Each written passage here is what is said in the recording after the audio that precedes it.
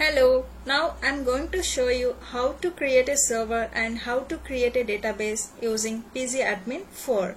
So before that, if you are the first time visiting my channel, then please subscribe to my channel. Okay, now we'll start.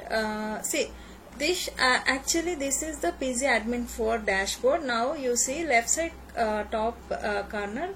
Here servers are there, right? Here you have to give right click, then create and server.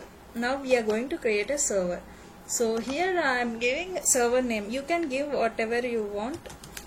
I'm giving demo DB server. Like this I'm just giving. Now you have to give host name. See, host name or address, you can give any of them. See, address means here you see 127.0.0.1 is there, right? So either you can give that or else you can give directly localhost. Any of them you can give directly.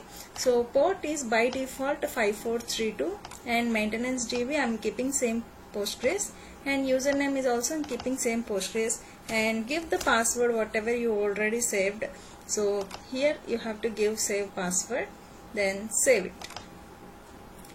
Now see here, two servers were there. If you see here, this is by default when you created a PGAdmin Postgres database, default server will come PostgreSQL 10. So this I am just disconnecting it because I am not using this server. You see here. Yes, okay. Now you have to connect to this server. By default it is coming. See, the server structure will be like this: database and login or group or roles or table spaces. You have to give here, see, by default all these groups or roles will be there. So if you want to modify, these are default things. If you add any new roles or anything, then you can, if you want to modify, you can directly modify it from here. See here, now few options were there for a server here. You see, creating a server we done already, and any roles if you want you can create it here. Then if you want to refresh this, then disconnect, remove server, configuration, reloading, backup server. So these all we have here. So any option you want, you can use it as per your requirement. Now this is the server structure. Now we are going to create a database. Now I'll show you how to create a database. See here, by default PostgreSQL database is already there. Now we'll create a new database. Here under the database I'm clicking on right click, then create and database. Here you need to give database name. Just give demo underscore DB, which I am giving. Now see here, if you see SQL, you can use command also for creating database, or else directly you can create like this. Okay, here there are a lot of parameters over there. If you want, you can give. As of now, to make it simple, I'm just giving database name and saving it.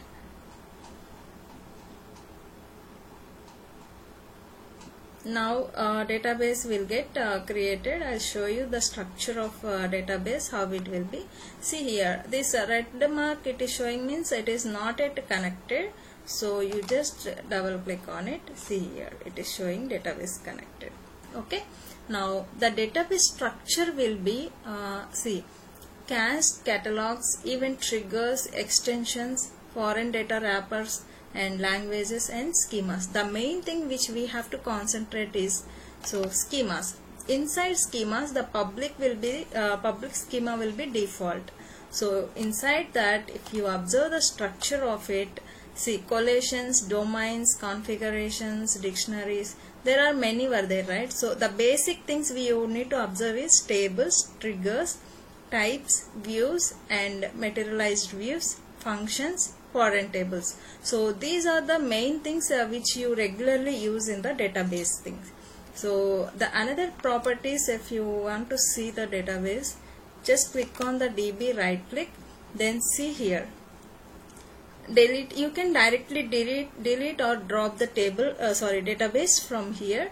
or else you can use command. I'll show you the commands also. Then create a script, disconnect the database, maintenance, and backup. If you want to take a backup of that particular DB, then directly from here you can take. I'll show you all this also. Then restore, then grant wizard, query tool, so everything, properties. So now I'll use query tool. So for this particular database, this will be the query tool. Okay. Now see, create. Just I'm showing how to create a server and demo server name. This is like this. You can give server for creating a server also. Command you can give, but don't execute here because this is another database, right, inside another server. Okay, you have to just I'm showing here commands. Then if you want to create a database, create, see, you just give control space, then it will come here by default, database, then DB name, demo underscore DB. You can directly, so these two, by using these two commands also you can create a server or a database also. So here some options will be there for creating server, like server type, and some parameters were there which are optional. So if you want you can use it, otherwise just leave it for database as well. Okay.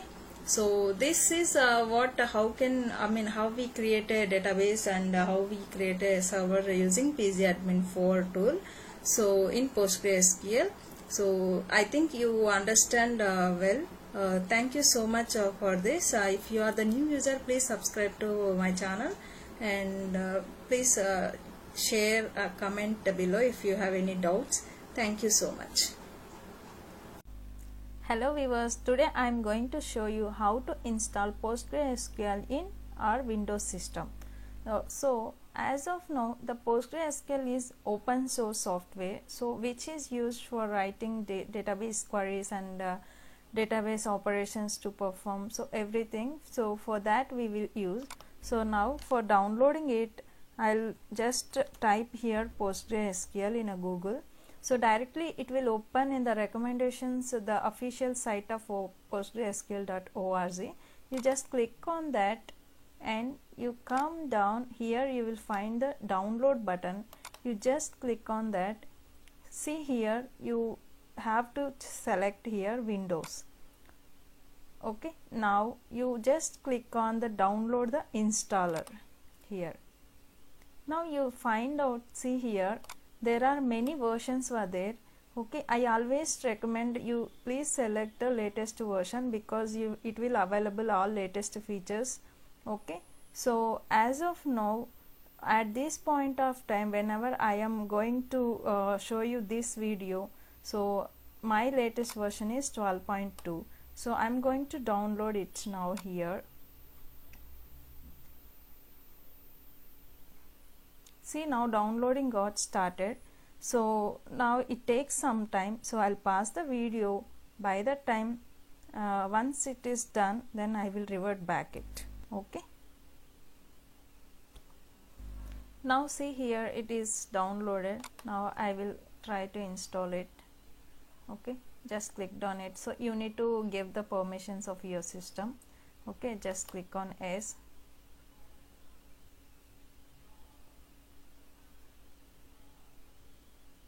You see here it is started.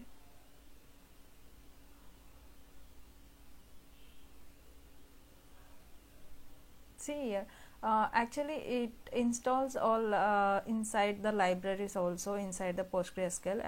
Based on C++ and C, PostgreSQL got developed. So the Microsoft Visual C++ also downloaded by default. So you no need to do anything extra for this. Okay,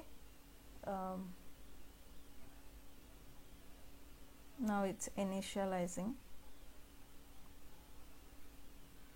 It takes some time, be patient.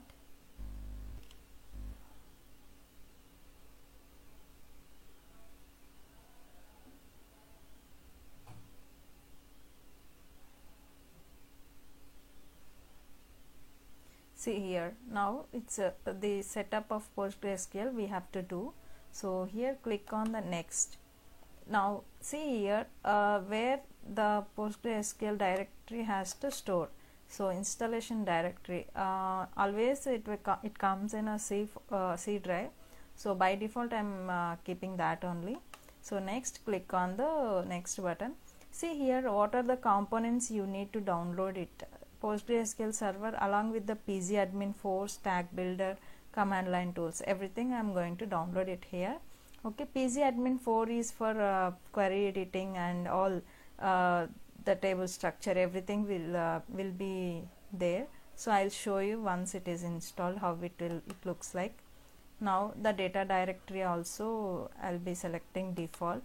Okay, now here this is most important thing, you need to remember this password. So whenever you try to open always the database, then it asks for password. So at the time of installation, whatever you are giving, that only you have to give. Okay, so you need to remember this password and keep it as a secured. And next is port number. For PostgreSQL by default port number is 5432. So if you want you can change it, but I don't need to change it, so that I'll keeping the same. So go to the next. See here locale, if you are having any idea on your locale, then you can select, otherwise you keep it as a default locale. Next see here all this will store in a C drive. Okay, so click on the next. Now it is started to installing.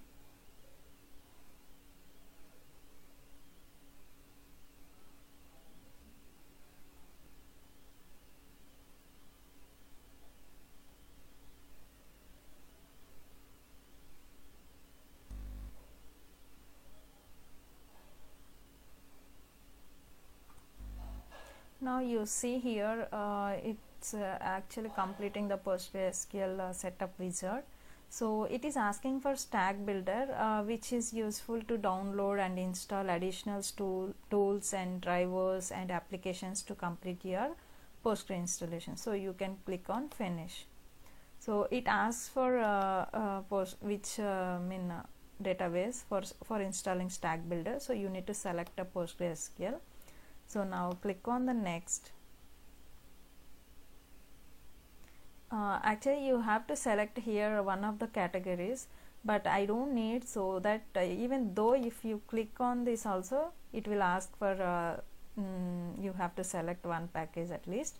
So I don't need it, so just click on the cancel, no need of it. So yeah, we have to close this.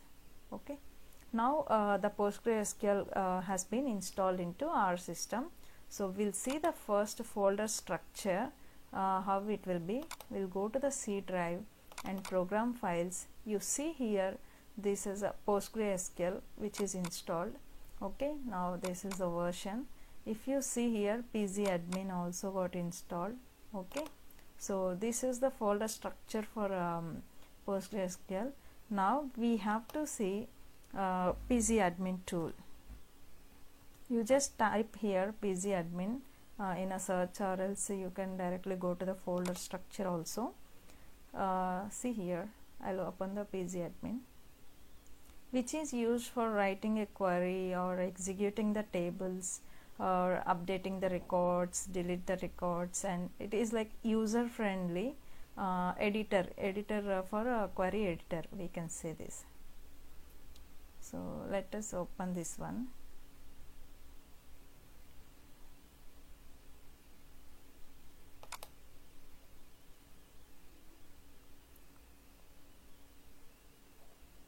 Yeah, see here, this you have to give password at the time of installation. Whatever the password we have given, that same password we have to give it here.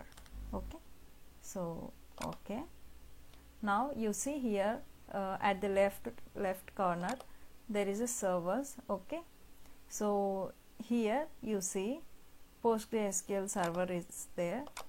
Okay, so under PostgreSQL, as of now by default only one database is there, that is a Postgres. If you want you can add here databases also. Okay, and the structure of this database will be like this. Under schemas, you will find all the tables, functions, tables, sequences, procedures, views, everything you will find out here. Okay, now the dashboard, if you want, you can see how many server sessions were there, how many transactions were happened per second, commits, rollbacks, everything, tuples, everything will be stored here. Okay, now if you want to edit any query, or if you want to write any query, execute any query, see here, this one you need to click it. Okay, this is a query editor. Okay,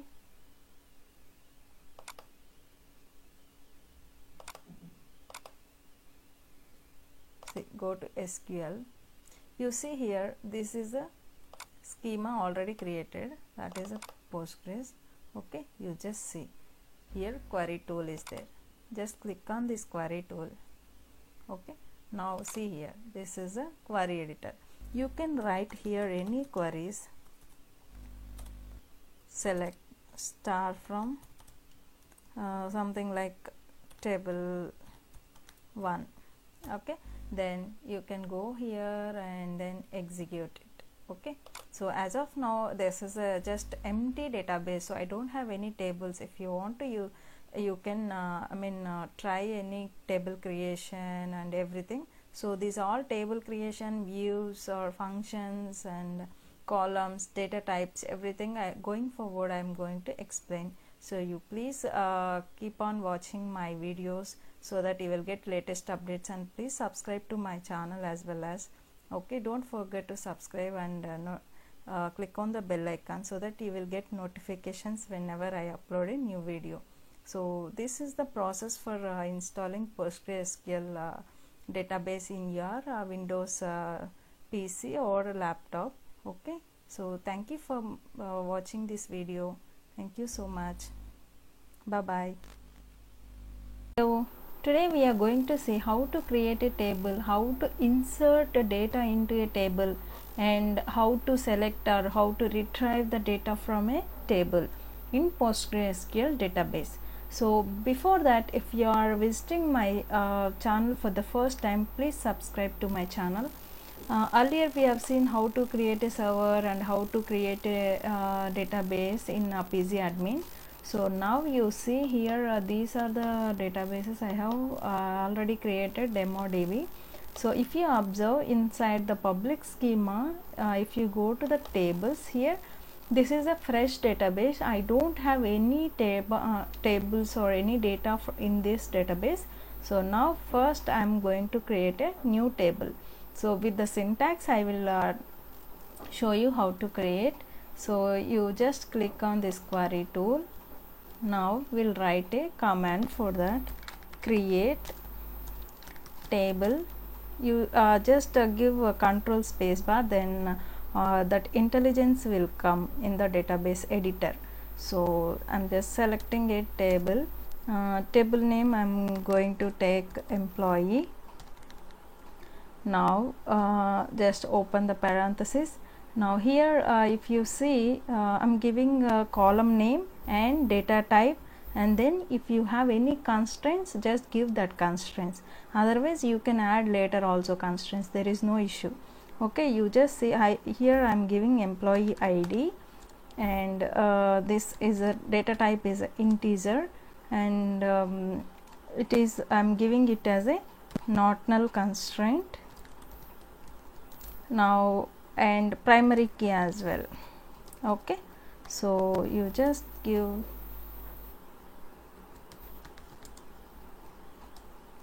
primary key, and now name column. Okay, so name varchar, data type is a varchar. So that data column size will be, I will accept till 25 characters, not more than that. Okay, now just end with the semicolon. Here if you see this option, this is execute, just execute it. You see here a query returned successfully and table has been created. You just go to tables and refresh it. You observe here, just see here inside this employee. Here automatically the database structure of creating a table came. Okay, so here employees, under this columns were employee ID, name, I got it. So this is the employee ID, not null, and name. Okay, and constraints, one we have given, that is a primary key. Okay, so this is how to create a table. There is another way also to create a table, that is you just simply here you just click on this tables option, right click, here you go to table and see here table name you can give something like course. Okay, so I am just creating another table.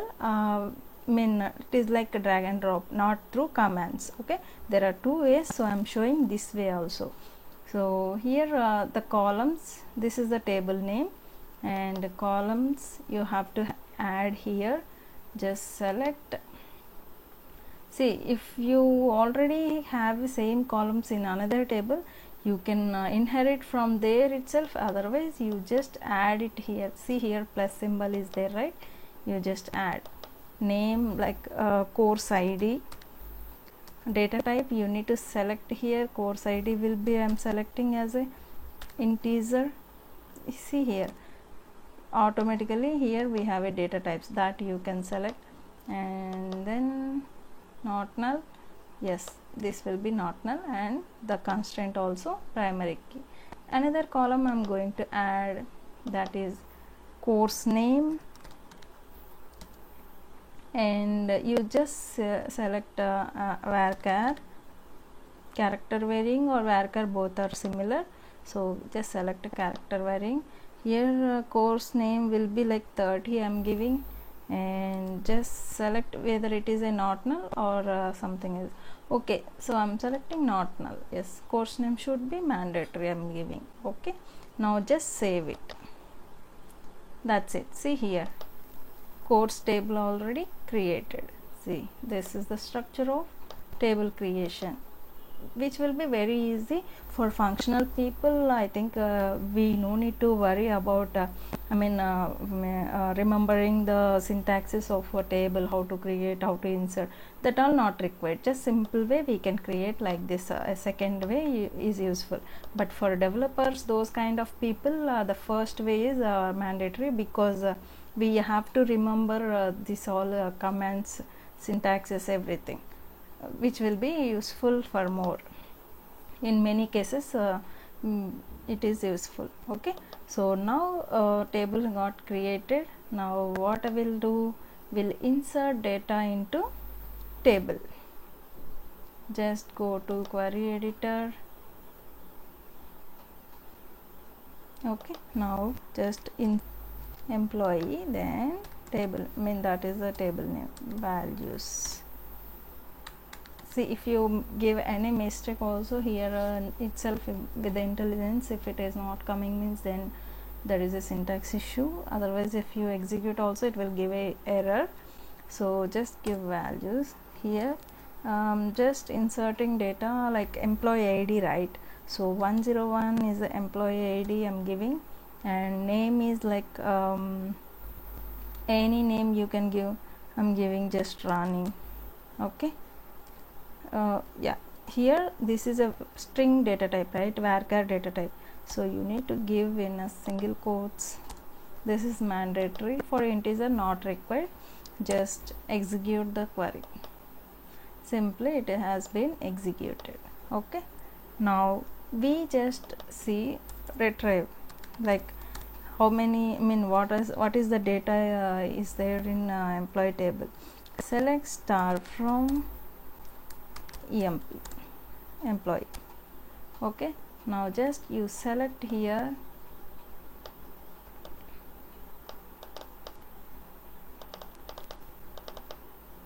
sorry, this mouse is not working properly. Yeah, you just select here this one and execute it. You just see here this one 101, and the name is Rani, which is inserted. There is another way also for inserting the data, so I'll show you in the course table.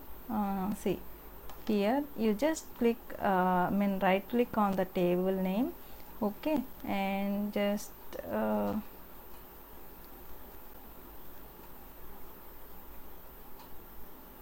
view or edit data. You just see all rows. We don't have any data as of now, so we'll insert course ID will be 1 and the name of the course will be Best Tech Learn. I'm just giving my channel name, okay, just save it. That's it. If you want, you can give second and Java.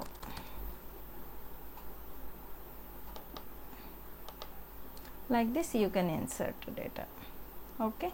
So if there is another way also for retrieving data, you just see view, yes, you just refresh first table, then directly you can give select star from, otherwise you can directly go to the table and give right click. Here you just go to the view tables, so it will display all the data, whatever is inserted in a table, that it will display, okay. So these are the two ways for getting, or for creating a table or inserting a values into a table or retrieving the data from the table. So these are the ways which I have explained.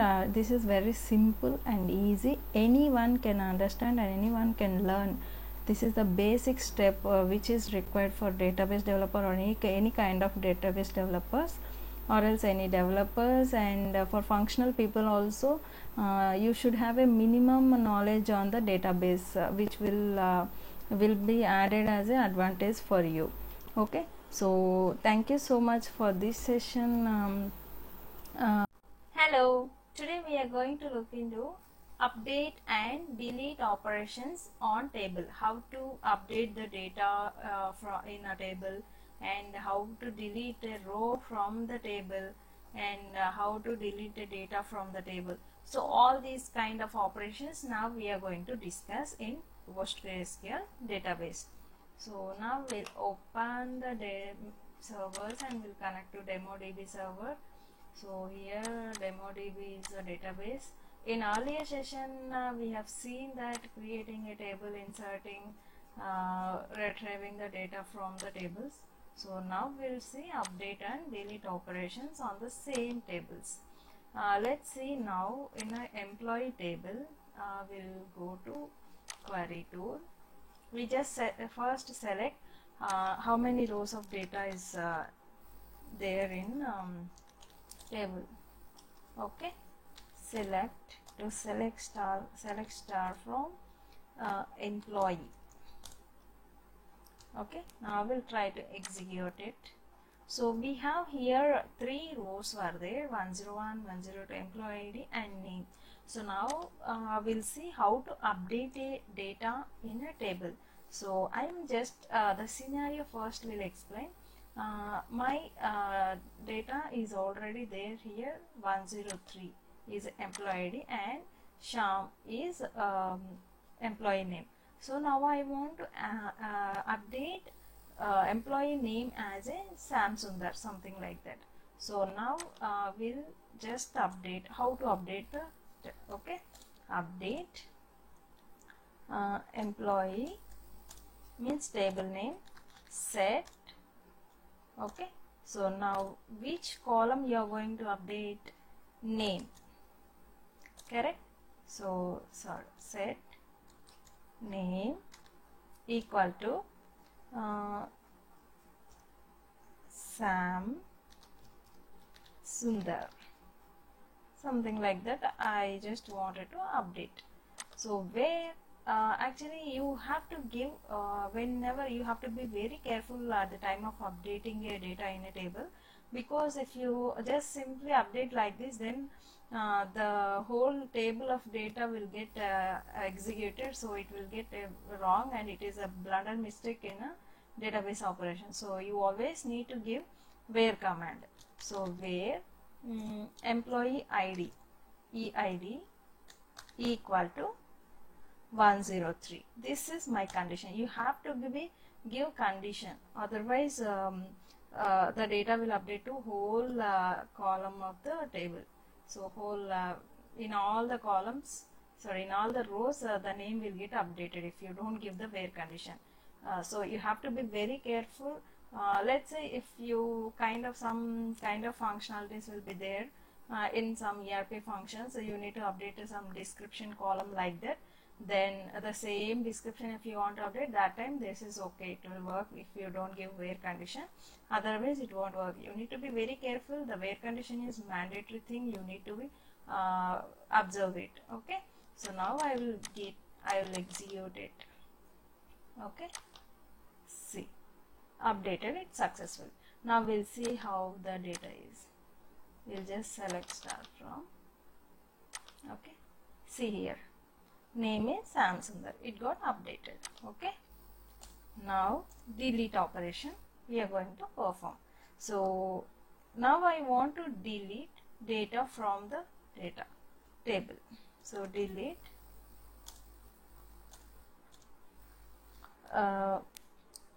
delete the table name employee, sorry, delete from employee. Okay, where you have to with condition, right, where EID equal to same ID I am taking 103. Okay, just I am deleting it. I am just deleting a row from a table. So you just execute it. Now we'll try to select the data. So we'll see whether it is deleted or not. See here, only 2 columns were there, right? So delete operation also done now. So simply it is kind of just update a data in a table and how to delete a row from a table. Okay, if you want to delete whole data, let's say delete from employee, just execute it. Now we'll see how the data is got deleted or not.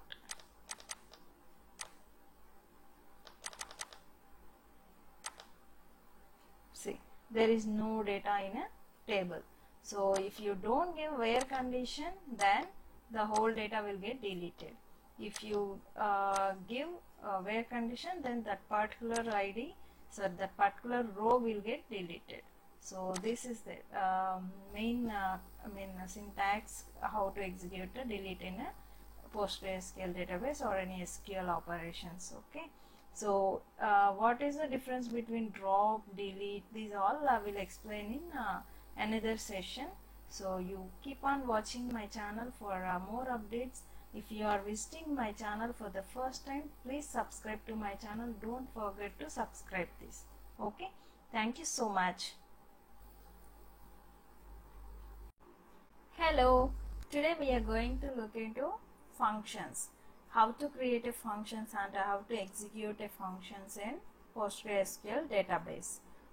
In normal SQL also we do the same thing. So now we'll see here functions are there. There is no functions at all because this is a fresh database. Now we'll see first of all what is a function and why we use, and what is the structure of the function, and what is the syntax of the function. See, the function name we can call it as a stored procedure also in database. So many people will say like stored procedure as well. So functions and stored procedures both are similar. Okay, So now functions, the main usage of the function is like if you want to execute multiple statements at a time, then if you want to write your business logic in small block, then you will write a functions. Normally how you write in a C or Java or Python, in any language, how will you write a functions? The same thing you can happen it from the you can write it from the database as well. Okay, so now we'll see the syntax, how it looks like.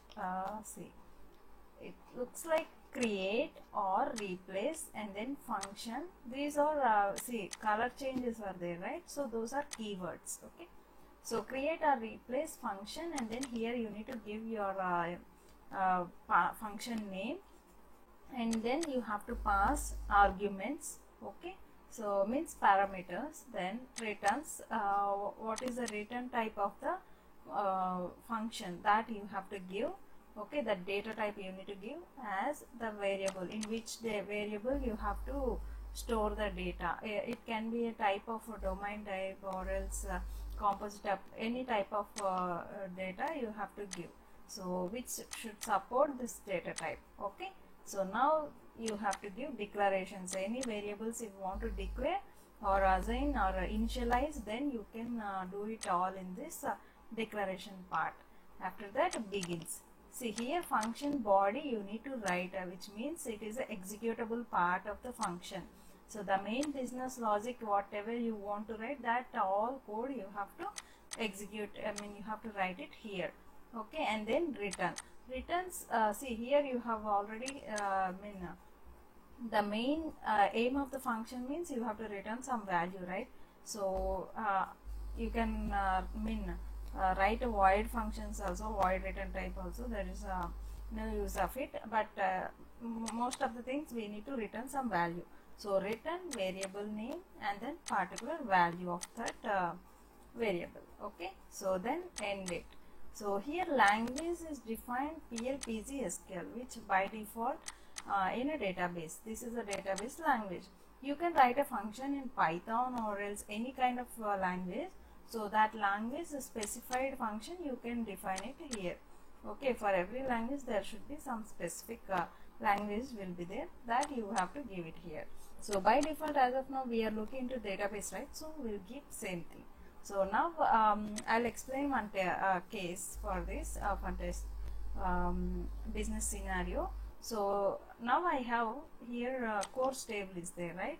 Inside the course table, so how many courses were there in my institute? So that I want to list out, and I want to get that count of that list. Okay, so now for that we have to write a function. So that how to write a function we'll see. Or replace function, then function name you can keep like I just wanted to get total number of courses, right? So total courses, I'm just giving this name.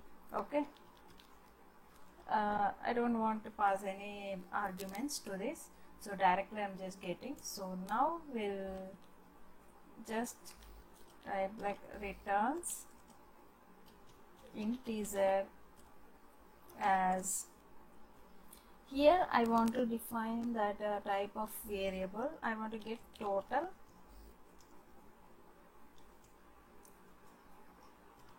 number of courses.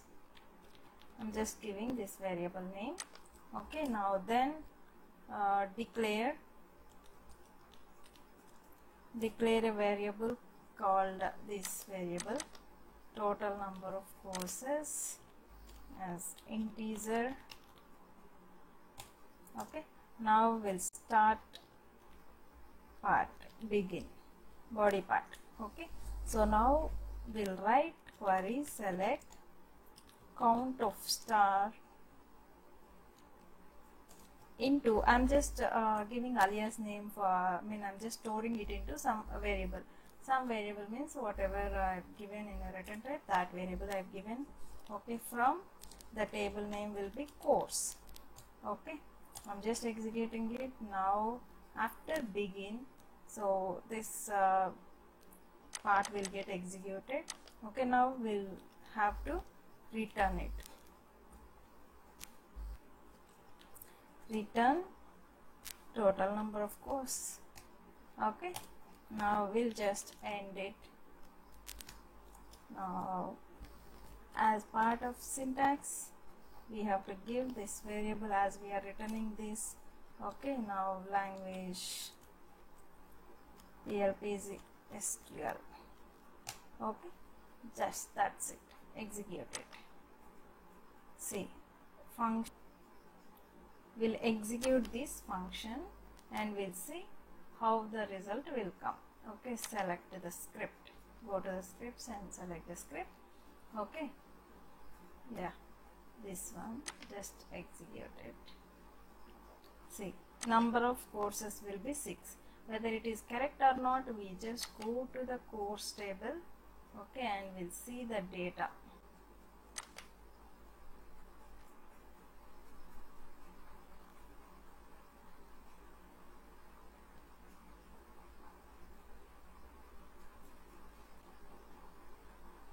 See here, total number of courses, how many? 6 courses were there.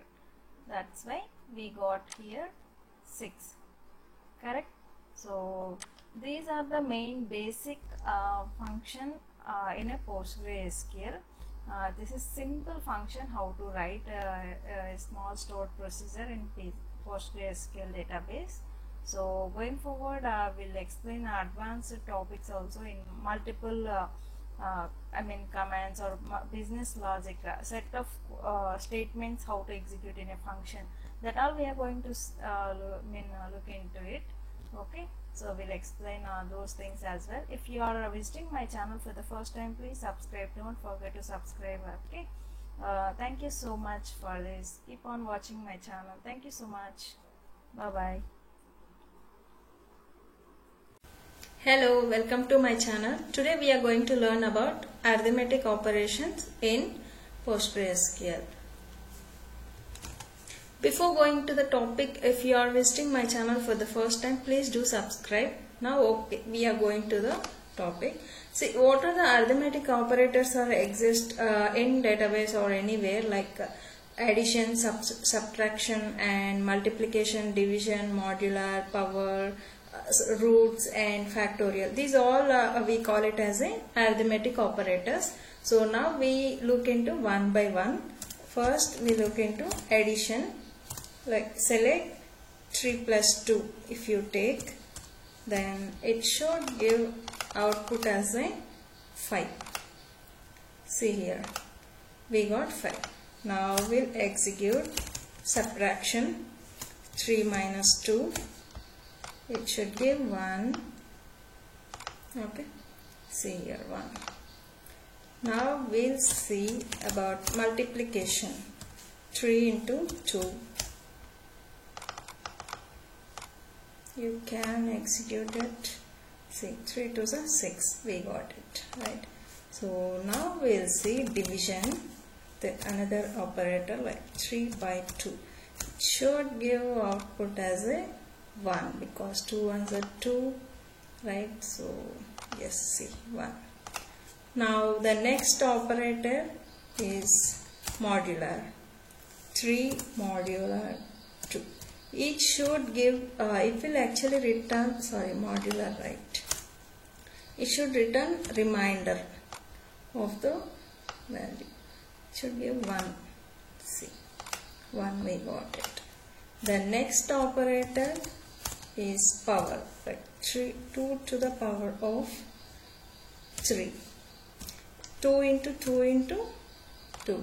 We call, then it output will be like 8. Right? See, this is the output.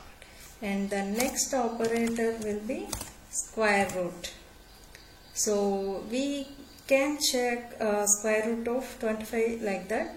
So square root, how we can give? Pipe symbol and then slash. Then what is the square root of 25? 5, right?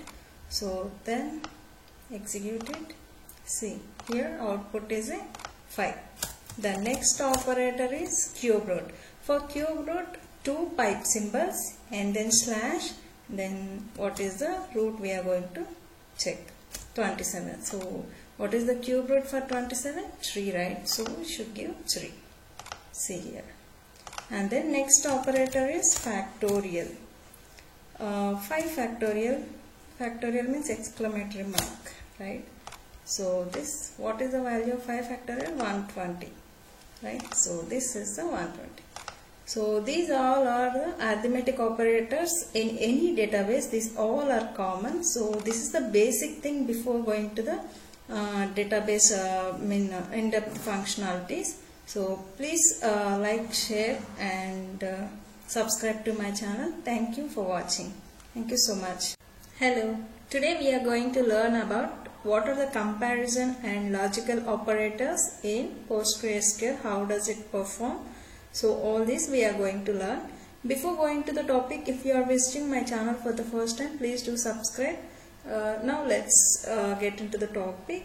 See, comparison operators are like equal to, not equal to, and this is also not equal to, greater than, less than, greater than or equal to, and less than or equal to. And logical operators were like and or not. In not means it is most likely like negative cases it we use. So this all comparison and logical operators we mainly use in where condition. So how we can perform all these operations, we see with examples one by one. So before that, see in a table what we have a data, so that we'll see what kind of data we have. Select star from company. So in my company table what data we have. So based on that we'll execute all these comparison and logical operators. See here. So we have ID, name, age, address, salary and joining date. So now on these columns I am going to perform comparison and logical operators. Mainly in where condition we use these operators. See, let's see. Select. Now select star from company where age, let's say where age is equal to 25. Okay. So let's see what it gives. Here execute this query. See, age is 25 for Priya and Raj. So that we got 2 columns. That is an equal operator. Now select star from company. Okay, where not equal to, salary is not equal to 30,000. Let's see. It excludes this Texas Raj column, then remaining all it will show, right? See, 30,000 line we don't have it here, correct? So now the same way here not equal to, in 2 ways we can use this not equal to operator, like this also. See here, it will also give not equal to 30,000 who is having salary, that details it will retrieve. Okay, now select name from company where salary is less than what we can give, less than 30,000. Okay, so let's execute this.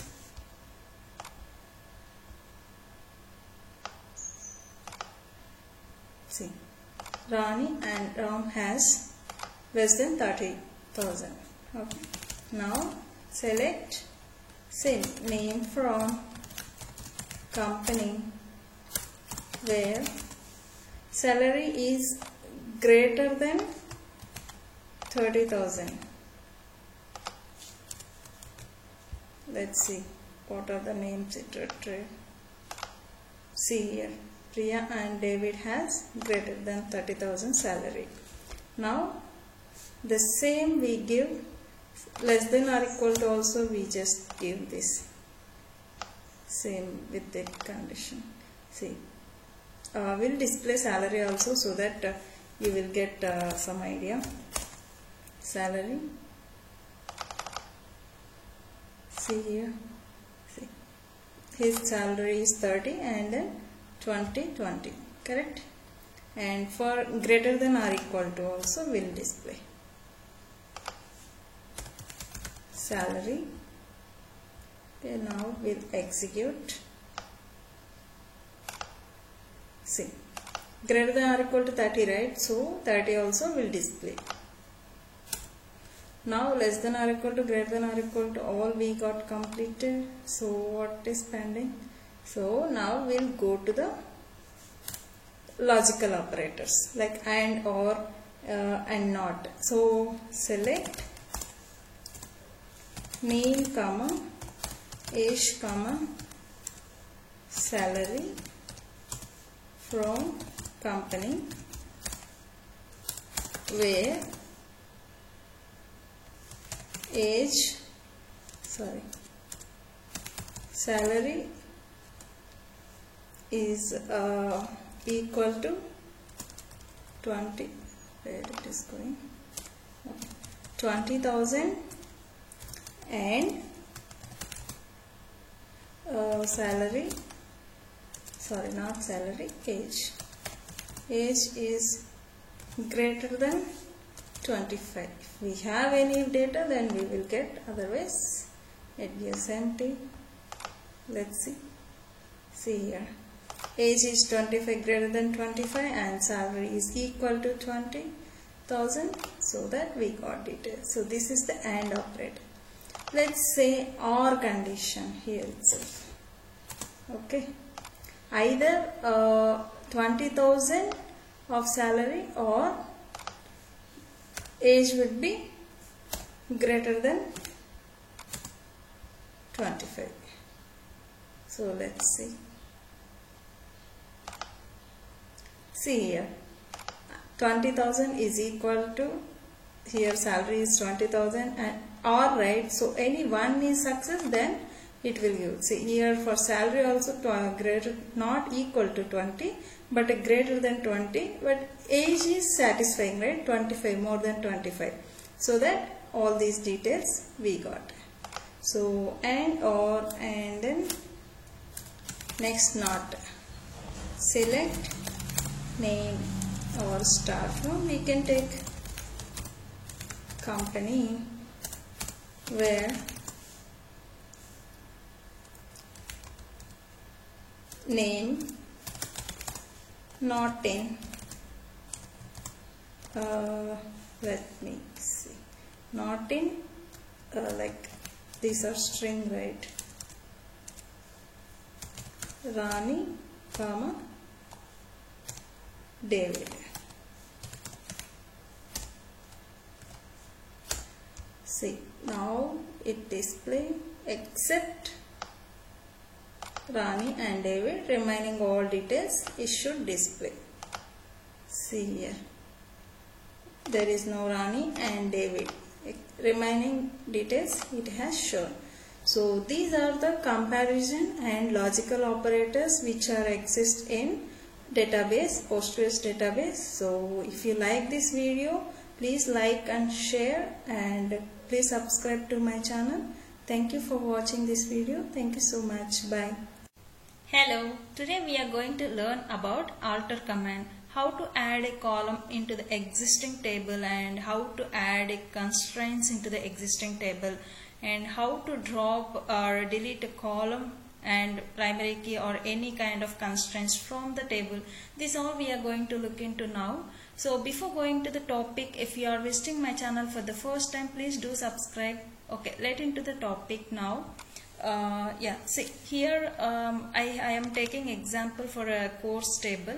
See here I have two columns in the course table, like course ID and course name. Now I want to add course fee column to the existing table. So for that, how do we write a query? So alter table, which table? Course, right? Table name, add column, which column? Course fee, and the data type of the column, numeric. Correct. Now execute it.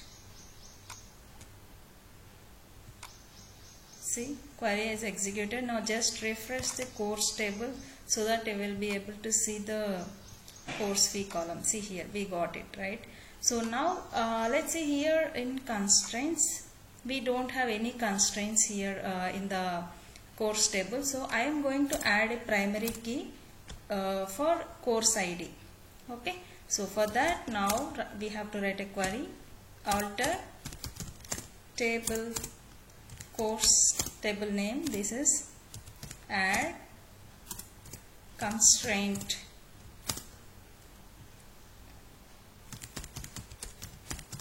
Okay, with a constraint name we have to give now. Course ID underscore primary key. Just this is a constraint name. We can give any type of name. Then constraint name. Now which constraint I am going to add? Primary key. So primary key. So on which column we are going to add this primary key? For CID, means course ID. So I am going to execute this. Now see here. Let me refresh this. In the constraints, if you observe, see CID underscore PK means primary key for the constraint, course ID. So we have added the primary key also. Now let me alter. First select the table so that we will be able to see the column what we have added from course. Let me execute this. See here, the course fee is null as of now because we don't have added any data. So now we are going to delete this particular column, course fee. Whatever we have added, that we are going to delete. So from the existing table, we are going to delete the column, entire column. So how to delete that? Alter table. Which table? From course, right? Drop. Then which column, right? Column. So course fee. Just execute this.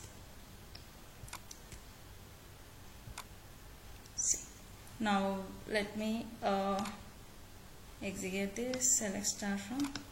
See here, we don't have course fee column. Now if you observe here, see here, CID is the primary key, right? So now I am going to delete that constraint as well. So if we want to drop the constraint, then how to write a query? Alter table name, drop constraint. The constraint name you have to give CID underscore PK. This is my primary key constraint name. Correct? You see here. Now let's execute this. Query is executed successfully. Let's see the result. You see here primary key is not there. If you want to see in a graphical user interface also, you can see there is no constraint because we have dropped this primary key.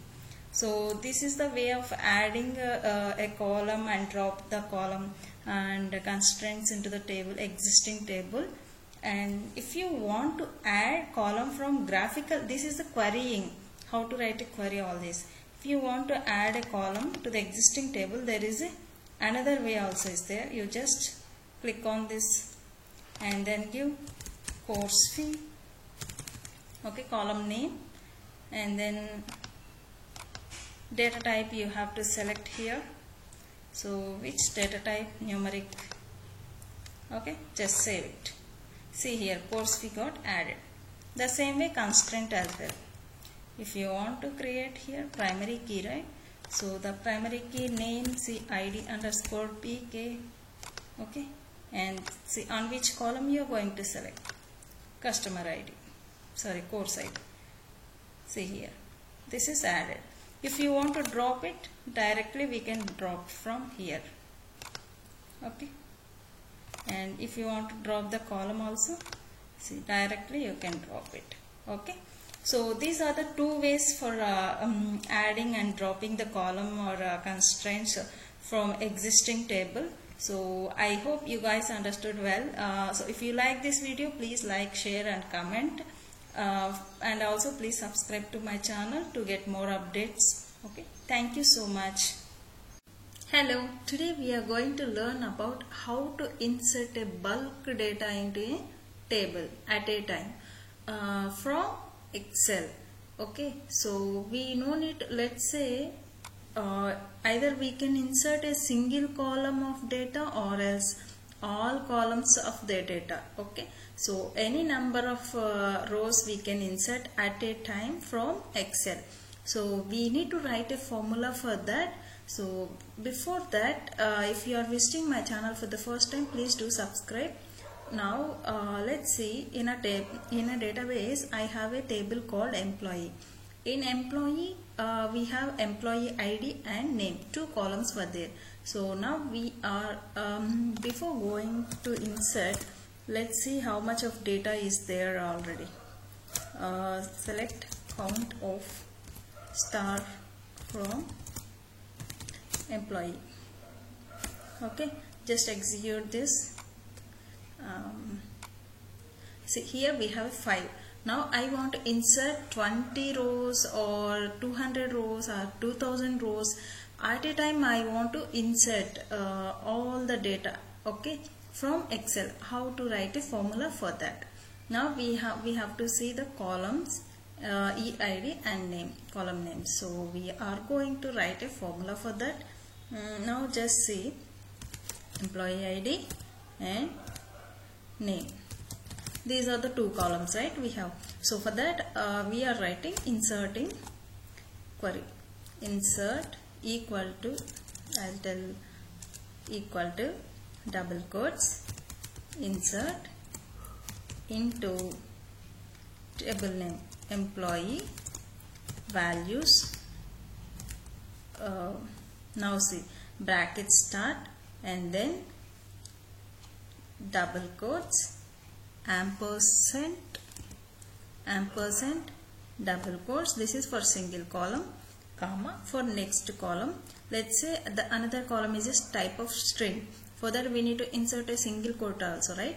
So for that, single quote, double quote, ampersand, then double quote, single quote, and then close the brace because we have only two columns, and then semicolon and then double quotes. Okay, so now just give a tab. So what happened? Oh sorry, we have to actually see here, we have to insert a column, right? So here just A1 column, here we need to give inside the ampersand, we need to give a columns and then B. Okay, see, now we got this employee ID is a numeric, so I didn't give single quotes, the name is string, so we need to give a single quote while inserting, right? So now let's see here 102, I have given data we are going to insert, right? Now for example, best tech learn 1. Okay, now this is single column. If I want to insert multiple, one second, column, see, okay, there are 12 columns I'm going to insert. Now let's see, just hold on control, then so automatically the number will get increased. Okay, see, this is my data. Okay, now just you have to write a formula only at once. After that you just drag this column to whatever the data we have up to that. Okay, see, now we are ready with insert query. Just copy all this. Okay, now go to the PC admin. Just see here. Now see, earlier we have 5 columns, right? So at a time, see here, insert into employee values, these many rows we are going to insert at a time. Just execute this. See, now insert is happened. Now we'll try to get the number of count in the employee table. Okay, select count of star from employee table. Okay, now execute this. See, 16 columns we got. Earlier we have 5, now 11 rows we have inserted. So if you want to see the data, that also will see. Select star from employee. Okay, so this is, see, let me go down so that you will be able to see. See here, best tech learn, all this we have inserted, right? Yes. So this is the example for inserting bulk data at a time from Excel. This is the formula you need to learn. Okay, for numeric we no need to insert a single quote. For character varying or string data types, you have to give a single quotes. For that formula you have to write like this. Okay, so and here, right, I have written insert query for all the columns at a time to insert a data. But if you want to insert for a particular columns, like for example only for employee ID, then you just have to give here employee ID. Okay, and then just remove this. Okay, just like this, so that you will able to insert single column at a time. Only for one column, if you want to insert a data, then you can insert like this. So this is the way of inserting bulk data at a time from Excel, so that it will be very easy and it will be time saving also. So I hope you like this video. Please, if you are liking this video, please like, share and comment, and also subscribe to my channel. Don't forget to subscribe to get more updates. Thank you so much. Hello, today we are going to learn about limit and offset keywords, how to perform limit and offset keywords on a table data. Okay, so for that, first I'm taking example here, employee table. So first, before executing the limit and offset keywords, so we check employee table data how we have. Okay, see, select star from employee. Here how many records we have? We have 16 records overall in employee table. So now I am going to perform limit operation. Select star from employee, limit only 5 records out of 16. Okay, so that it will display only 5 records. See here, we got a limit, right? So now what is the offset? Okay, offset, let's see, offset, if I give 2, okay, then what it does, let me execute, then I'll explain clearly. See here, from 3 it will display 5 records, which means it will skip the first 2 records, and then from third record it will display 5 rows from the employee table. That is what exactly happened right here. So from third record it displays 5 rows, correct? So now sometimes, let's say sometimes the order may not execute properly in SQL. Okay, so that time if you want to get based on some column, if you want to get the order by data, then let's see how to give it. Order by For example, if I want to execute order by based on employee ID ascending order. Okay, now see how the records will get executed. See, this is the order by. Okay, as of now we have a limit data, so no issue. If we have a bulk data, I'm sure that order by will be useful more. So this is a more important if you want to get proper data. Okay, so let's say if we give descending order, then how? So that you will get the comparison and execute exact result.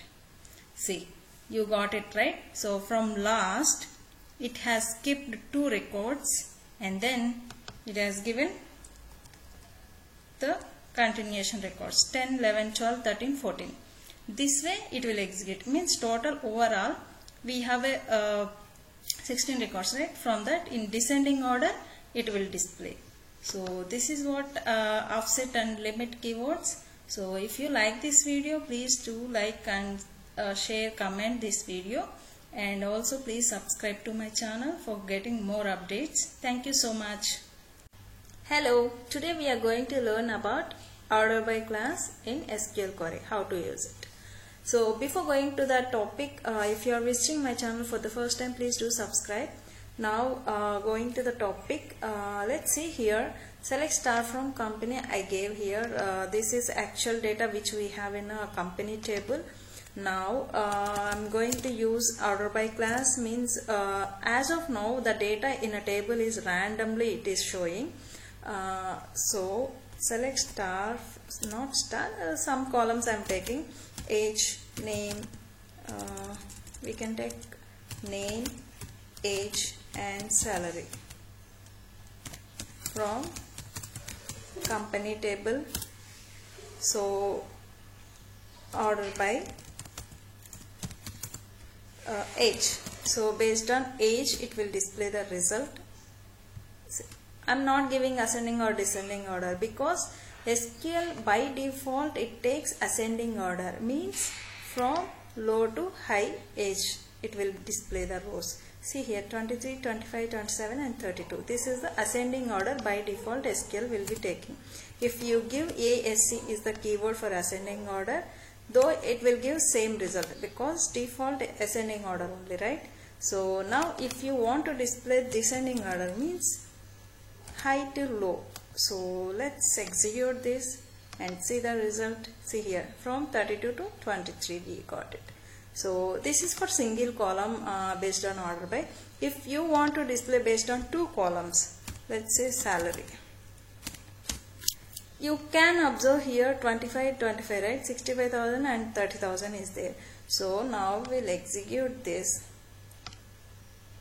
descending. See here, we got it like this. Means first it will display the result based on age descending order.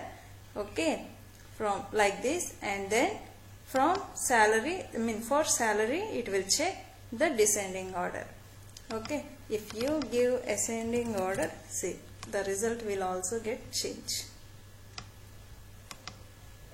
See here 30,000 came up and 65,000 came down, right? So now you can give, say for age descending order and for salary ascending order. This way also you can give. See here, age will be in descending order, means high to low it came, and then salary see low to high 30, 65. If you see these 2 columns, then you will be able to get clear idea on this. Okay, so this is about order by class. If you like this video, please do like, share and comment this video, and also please do subscribe for my channel for getting more videos. Thank you so much. Hello, today we are going to learn about truncate command. So what is the purpose of the truncate table, and in which business case scenarios we use the truncate command, truncating the table. All this we are going to learn about today. So before going to the topic, if you are visiting my channel for the first time, please do subscribe.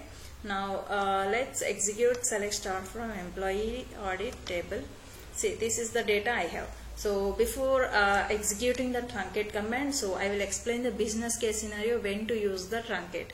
So let's consider one organization. If you consider any organization, every organization will maintain the history of the employees data, and also they will maintain the audit information as well for the financial purpose, any kind of purposes, right?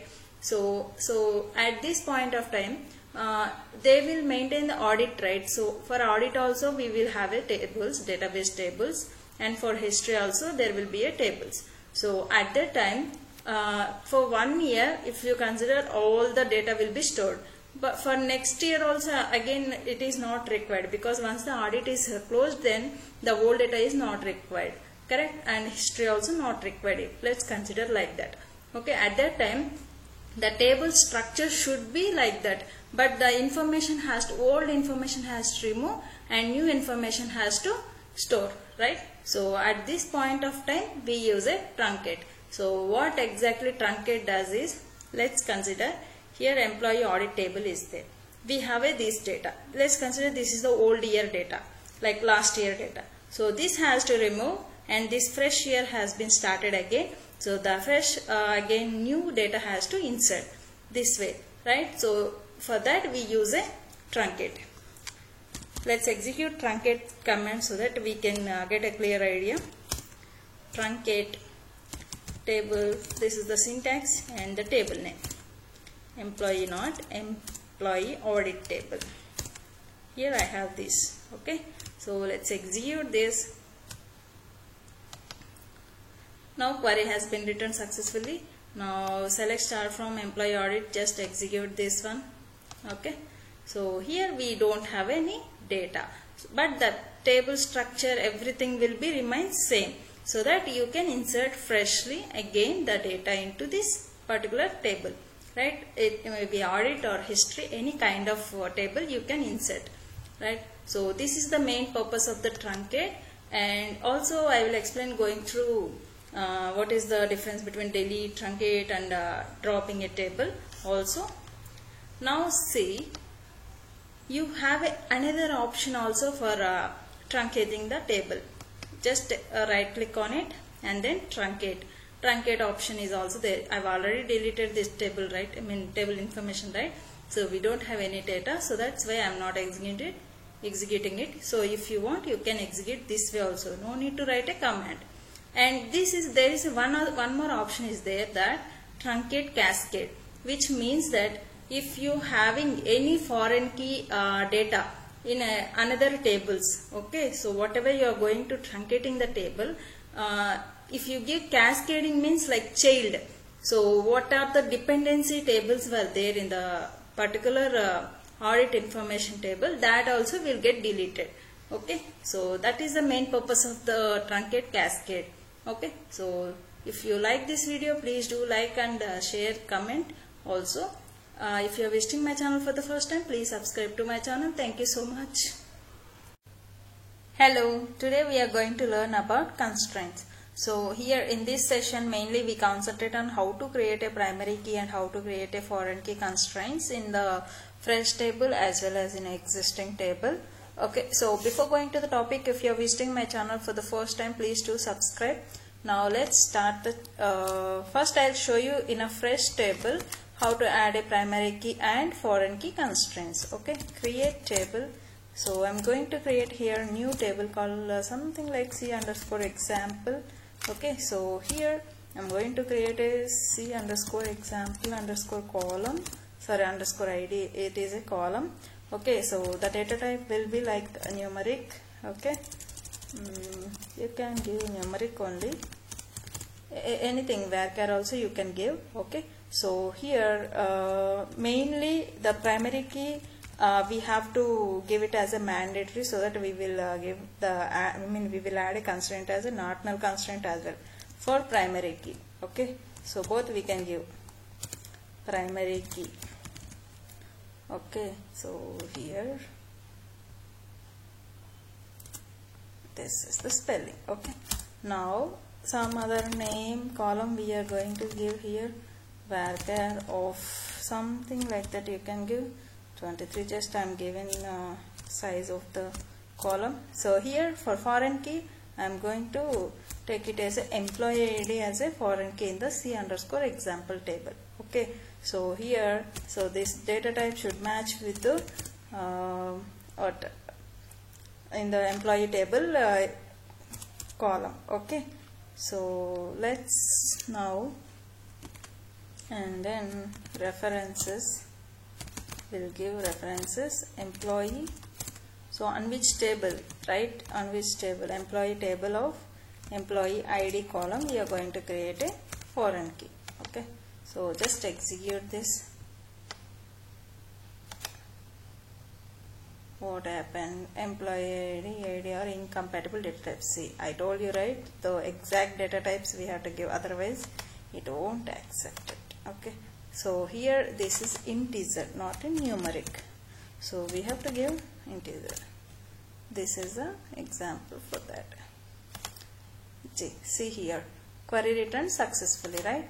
So now we will drop this existing primary key and foreign key constraint, and then we will freshly add foreign key and primary key constraint into this existing table. Okay, so for that the command will be like alter table C underscore example. Okay, and then drop constraint. So the constraint name we have to give here. So example, sorry, C underscore, we have to see here, just refresh here, C underscore example, right? So constraint name, what it is like C underscore example underscore PKE, right? Example underscore PKE y. Okay, just execute this. Query returned successfully. Just refresh once this and look into here. See, the primary key constraint got deleted. Now foreign key also we will remove. Same way, example underscore emp underscore id underscore f key. Okay, just remove this, execute this and refresh. You see here there is no constraint in this table. Now we are going to add a primary key and foreign key constraint into this existing table. Okay, so for that the command will be like alter table C underscore example table. Okay, add constraint. We have to write here constraint and then constraint name C underscore example underscore PKE, like this I will give. Okay, so here primary key of, so on which column we are going to create a primary key? C underscore example underscore ID, this column, right? So just execute this. Okay, so now you can just refresh this and look into this constraints. See, primary key got created. Now the same way foreign key also, little bit syntax will get changed. Here the name, I'll give the same name here for foreign key name. Okay, and instead of this we just give like foreign key, foreign key. Okay, so here foreign key on which column of example table? emp underscore id, right? So emp underscore id. Okay, and references which table? Employee table of employee id, right? So references on employee table of EID column. Okay, so this is the example for foreign key constraint adding in existing table. Just execute this. What happened? emp underscore ID. Okay, sorry, here we have to give braces. Okay, just execute that. Say query written successfully. Refresh this. Now see here, it got created, right? So this way we are going to create, we have created foreign key and primary key constraints into the existing table or as well as in the fresh table also. So I hope you guys understood well. So if you like this video, please like, share and comment if you have any queries in the database related things, and also please do subscribe if you are visiting my channel for the first time. Thank you so much. Hello, today we are going to learn about group by and having class. Okay, so how do we perform group by and having class on a select queries? So while retrieving the data, what are all the conditions we can apply by using group by and having? So all we are going to learn about today. So before going to the topic, if you are visiting my channel for the first time, please do subscribe. Now let's start group by and having, we will discuss. So first I am going to execute this select star from company. So here I am having data like ID, name, age, address, salary, joining date, all this we have. So mainly I'll explain the scenario where we can use this group by and having. Okay, so that you will get some idea on that, so that we can execute examples as well. Okay, let's say let's take one organization. In organization based on department, we need to get all the sum of the salaries. So at that time we have to use a group by, means group by department and having sum of salaries who are at something like level 3. Okay, so in having class we execute the condition, and in group by based on department we do the group by. So this is actually the basic scenario I have explained, but here I have a basic data. So based on this I will show you the examples of queries, how to write a queries. So let's start. Select what we can display, name and salary. Okay, from company table. So here I am going to do group by name, comma salary. Okay, so first only group by we will execute, so that after that we will do having class as well. Okay, so nothing will change because see, only these two details we got it, only total 6 columns. See, here I am going to tell you whatever the columns you are given in the select, right? So sorry, whatever the columns you are given in the group by class, those should you have to include it in the select class as well. Means see here, let's remove salary. Only group by name if you give, you have to get error here. See here, it will ask for salary also to include, because whatever the columns you have to give in the select, so those also should include in a group by as well. Okay, and next having conditions. So mainly what is the difference? See, you can say like in where class also we can give a condition, right? But in where class based on some condition only we can execute, but here in having class we can execute the result based on aggregate functions like sum, count, maximum, average. All these based on these functions we can group the columns together and we can give the condition in the having class. So based on this we but these aggregate functions we cannot execute in the where class. Okay, so having sum of salary is greater than 10,000.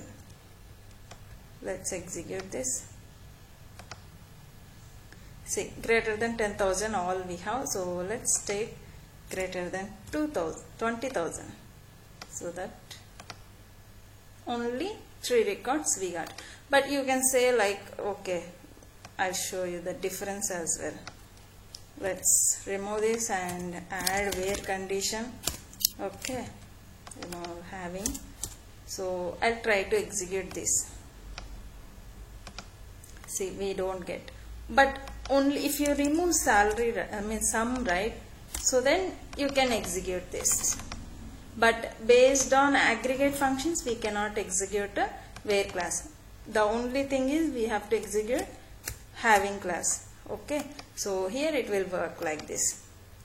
Now you see here, let's execute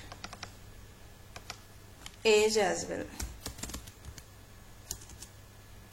Age, here also will give age. Okay, sum of salary. Here if you want to display sum of salary, that also we can display here. Okay, let's execute this. Here if you observe, for we gave here 20,000, right? Let's execute 10,000, so that I am going to show you the difference. Okay, you just see, all we got it, right? But here if you see, for Raj you have 30,000 and 20,000, two are there. Okay, now let's execute. You just remove here salary and you just see here, for Raj we got 50,000, only one record we got, because it group based on name and age, and then it displays the sum of salary of that particular employee, and also it execute the condition as well. Okay, so this is the whole idea behind the group by and having class. Okay, so you want, you can execute like count of name is greater than 1. So the only Raj record has to show. See here, because we have a two rows based with the name Raj, right? See, Raj and Raj. So that the count of Raj is greater than 1, which is satisfying, right? So that it will display only one record. Okay, so this is that one. Okay, the another function also we going to see. Maximum age is greater than 23. Okay, so you can see here. See, maximum age greater than 20. Whoever having those details, it will show. So to execute aggregate functions based on conditions, we are going to use having class. Okay, so here the where class will not work, and group by also based on some rows and particular data we going to group by. So based on that we use a group by and having functions. Okay, so I hope you understood well. If you like this video, like to comment and share this video, as well as if you are visiting my channel for the first time, please do subscribe. Stay tuned to my channel. Thank you so much.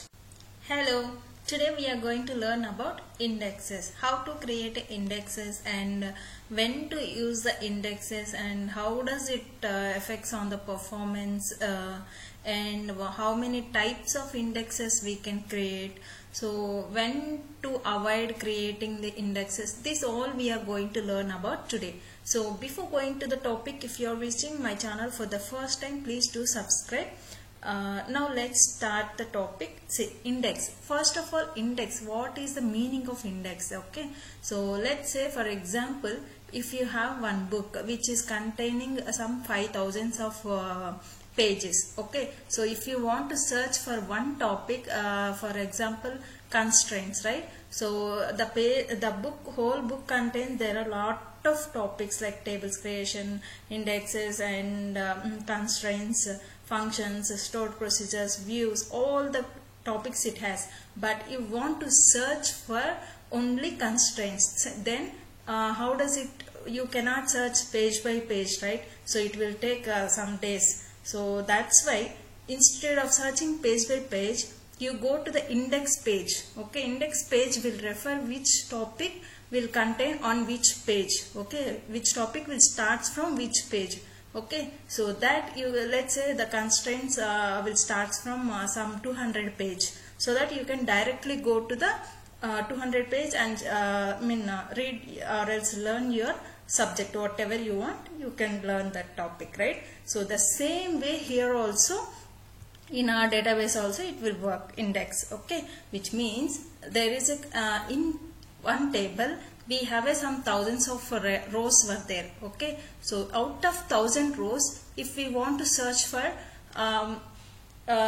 some 10 records, okay, based on some column. Okay, so by that time we create indexes. Okay, which means while retrieving the data from using select query from the table, so we use indexes, so which will increase our speedness of the query retrieval data. Okay, so this is the usage of the index. Now let's start creating index. Mainly indexes will create on a tables. Okay, so on table which column you want to create index, that column it will we can create. Okay, indexes have multiple types of indexes. We have like single column index, and next multi-column indexes we have, and then unique indexes also will have. Okay, we will see one by one. Okay, so don't worry about there are multiple. We see one by one clearly with examples as well, how to create indexes and when to use the indexes and how to drop the indexes. Okay, so first we will see single column indexes, how to create it, what is the syntax of it. Create index. Okay, and index name, let's say for example on company table. Okay, based on ID, if I am searching data every time based on employee ID, then we create a index on ID column of company table. Okay, so company ID index, this is my index name. Okay, index name, and then on which table, company table, right? So company, on which column, ID. So this is the syntax for index. Create index and then index name, whatever you want you can give it. Okay, and then on which table of which column, that you have to give it. So let's create the index. See here, if you refresh company table, see here inside the indexes, this got created, right? So now for every time if you are giving select query, right? So by it will search based on ID, so that you will get result very fast than usual. Okay, so this is the index based on single column. So if you want to drop the index, so what is the syntax? Drop index and then index name directly you can give it. INDX, right? So directly you just drop this. If you just refresh this company table, now you can see there is no indexes, right? So now this is about single column index and dropping the index. Now multi-column index we see. Create index,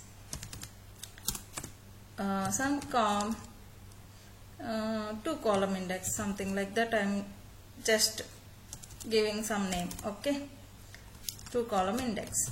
Okay, on which table? Company table, right? So company, on two columns I want to create, like based on every time based on employee ID and name if you are searching, or else based on name and salary if you are searching, then give name, salary.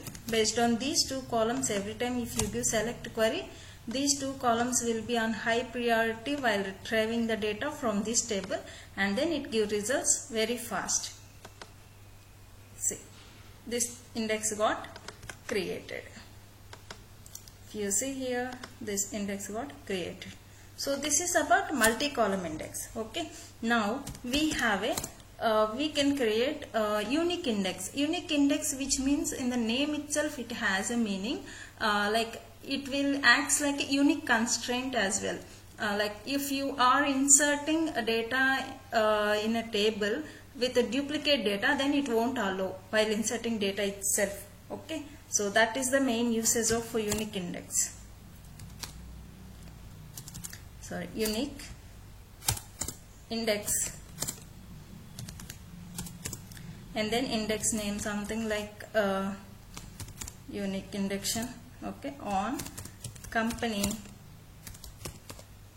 So on which column I am trying to give ID column. I am just creating it. Okay, you can see here. Refresh. See here, 2 indexes. We can create more than one index as well, but be careful while creating the indexes on a table, because sometimes it gives the result faster and it will increase the performance as well, but sometimes it decreases the performance and it kills our performance as well, and it will affect on the database also sometimes.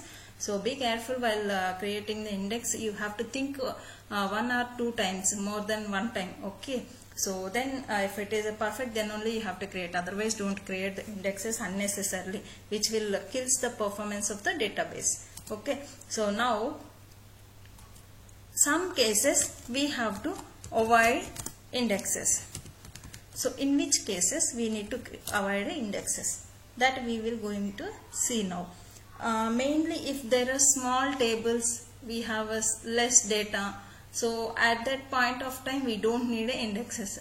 Usually it gives data very fast only. So not required. Whenever you have a large number of records in a table, so that time you can create an index. Otherwise on small tables you just avoid creating indexes. That is one point. And another point is, frequently if you have any batch operations are performing, okay, so that time you should not create batch update operations or insertions. Like some scheduling tasks will be there, some on some audit kind of tables. Okay, so that time if you create index, right, so on every insert and on every update, this index also will get executed, right, while selecting, so which will affects on the database performance. So whatever the table will have every time frequently batch update operations will be there. So that time you try to avoid creating indexes. Okay, so this is another point. And the other point is, if the column contains multiple null values, okay, so that time also you should avoid creating index on that particular column. Let's say in my company table I have an address column as empty for most of the column, most of the records. Okay, so that time also you have to avoid creating index on that particular column. Other columns also you can create, but on the null values which is having more null values, on that column you should avoid try to creating indexes. Okay, so this is based on indexes. Okay, so mainly there are lot of algorithms. This index will perform based on algorithms. So this mainly in our Postgres by default it will take a B-tree algorithm and it performs the retrieval operation. Okay, so this is about the indexes on in PostgreSQL. How does it create and when to avoid, and what types of indexes we can create, and how does it affect on performance. Okay, so these are all about indexes. I hope you guys understood well. If you like this video, please do like and comment if you have any doubts as well, and share with your friends as well. Thank you so much. If you are visiting my channel for the first time, please do subscribe. Don't forget to subscribe. Thank you. Hello, today we are going to learn about constraints. So in first part of the tutorial I have explained about how to create a primary key and foreign key constraints. Now we are going to discuss about not null, unique and check constraints. Okay, so before going to the topic, if you are visiting my channel for the first time, please do subscribe. Now let's see not null, unique and check constraints. So here if you just see the while creating fresh table, how do we create it? Okay, so just see this company table. Okay, you see here after the column and then data type, then you just have to give not null keyword. Okay, and if you want for unique space and then unique you can give. Okay, so for check constraint, just after the data type space check keyword and then the condition we give.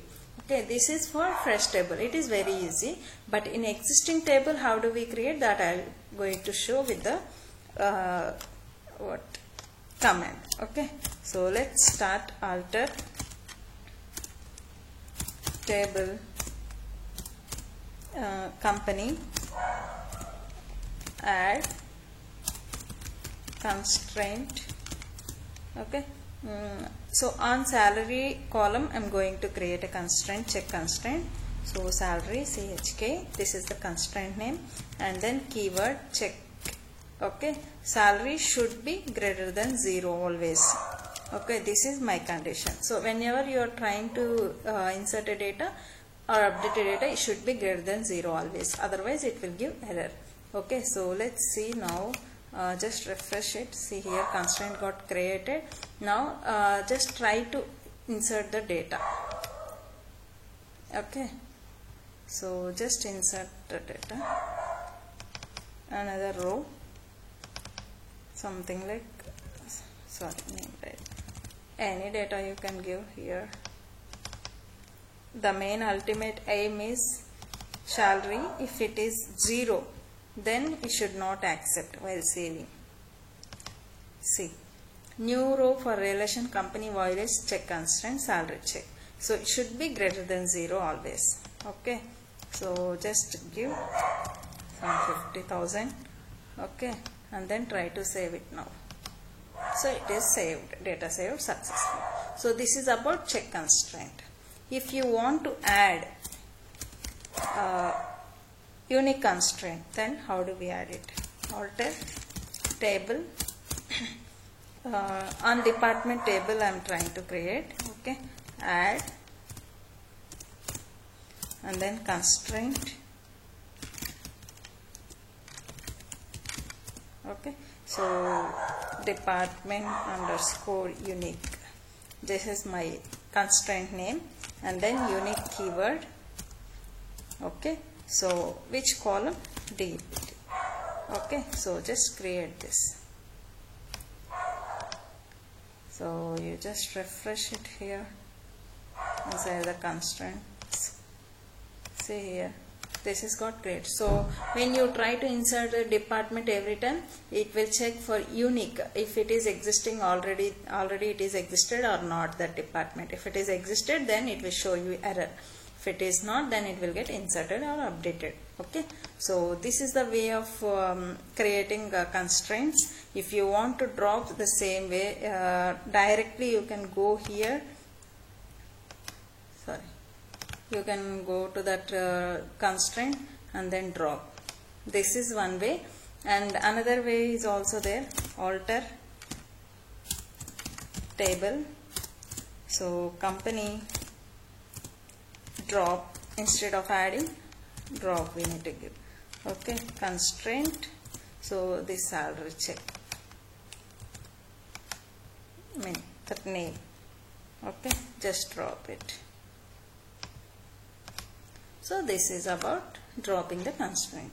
So if you want to see, this is about constraints, not null, check and unique constraints. I hope you understood well. So if you like this video, please do like and share with your friends this knowledge as well. And also if you are visiting my channel for the first time, please do subscribe. Stay tuned to my channel. Thank you so much. Bye. Hello. Today we are going to learn about joins. So mainly what is the meaning of joins and what are the types of joins we used in SQL. This all we are going to learn about today. So before going to the topic, if you are visiting my channel for the first time, please do subscribe. Now let's start the topic. See, joins. Join means it's a clubbing. So combining the data means joins, right? So here in the database terms, if you see, if we want to join the multiple tables, and in the tables what are all the columns, based on which columns we need a data, so what are the common columns we have and what is the common data we have, that all how do we retrieve the data, so that we'll see based on joins. Okay, so now let's start executing these joins. Okay, so first of all, how many types of joins we have in SQL? Like first is inner join, and then left outer join, and then right outer join. Okay, here only we'll see.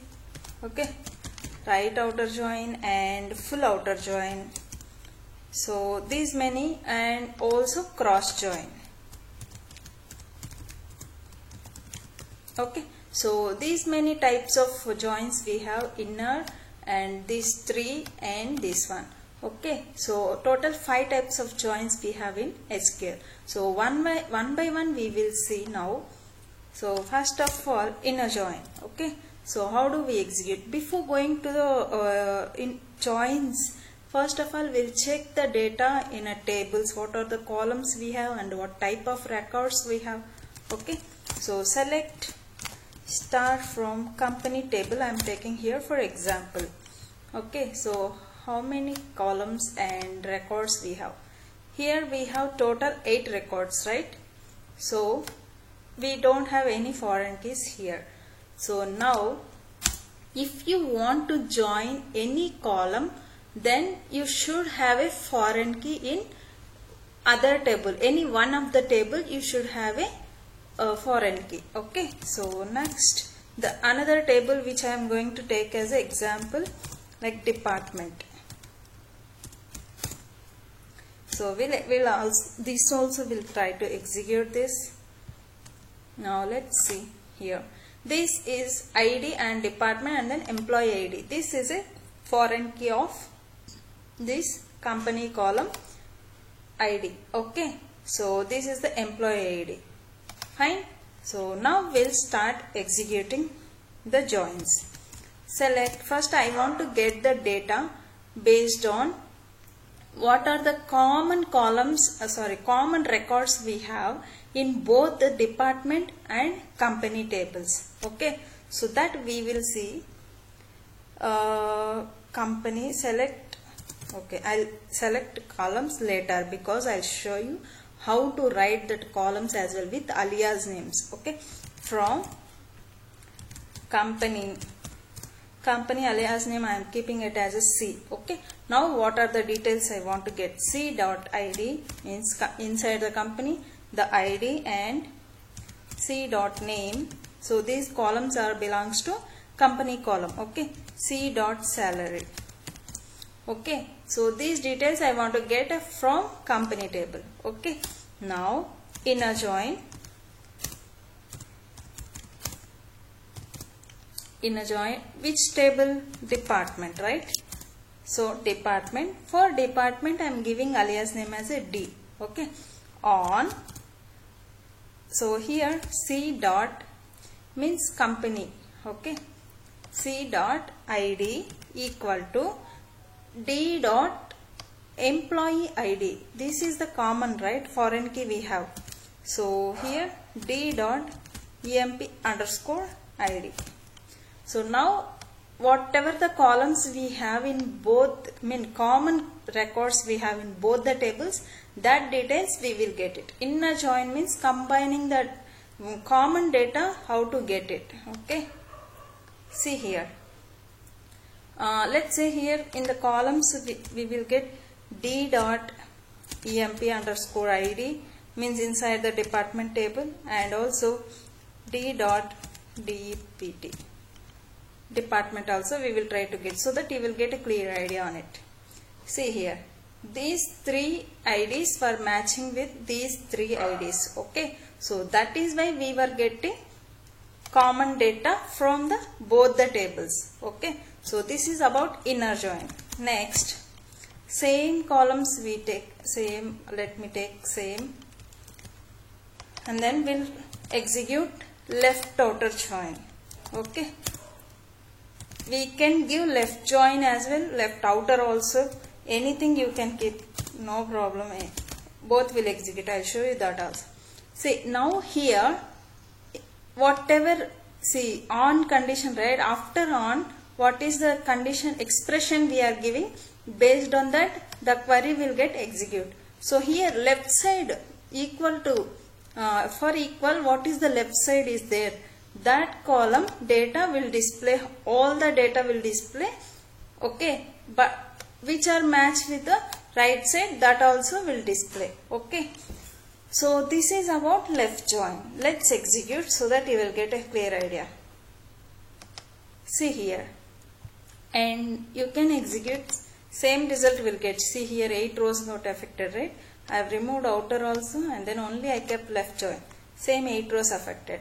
See, inside the left means company table, we have total 8 records. So it displays total 8 records along with whatever is matching with the right table. In the right table we have these 3 were matching, right? So remaining it shows null, and then it displays the matching records as well. So that is about left join.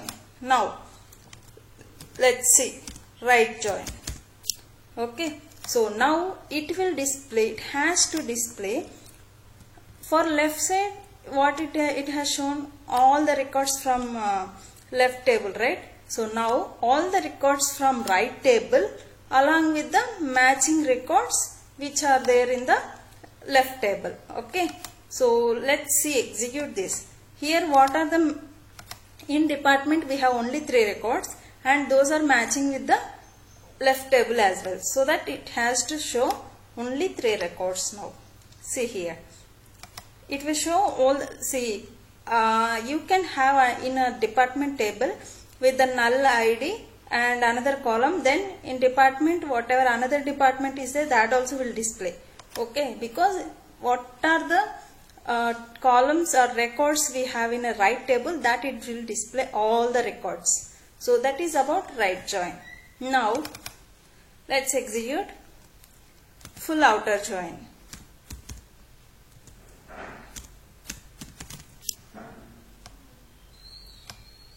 See what it display, it display all the records of what left table as well as from right table, all records it will display.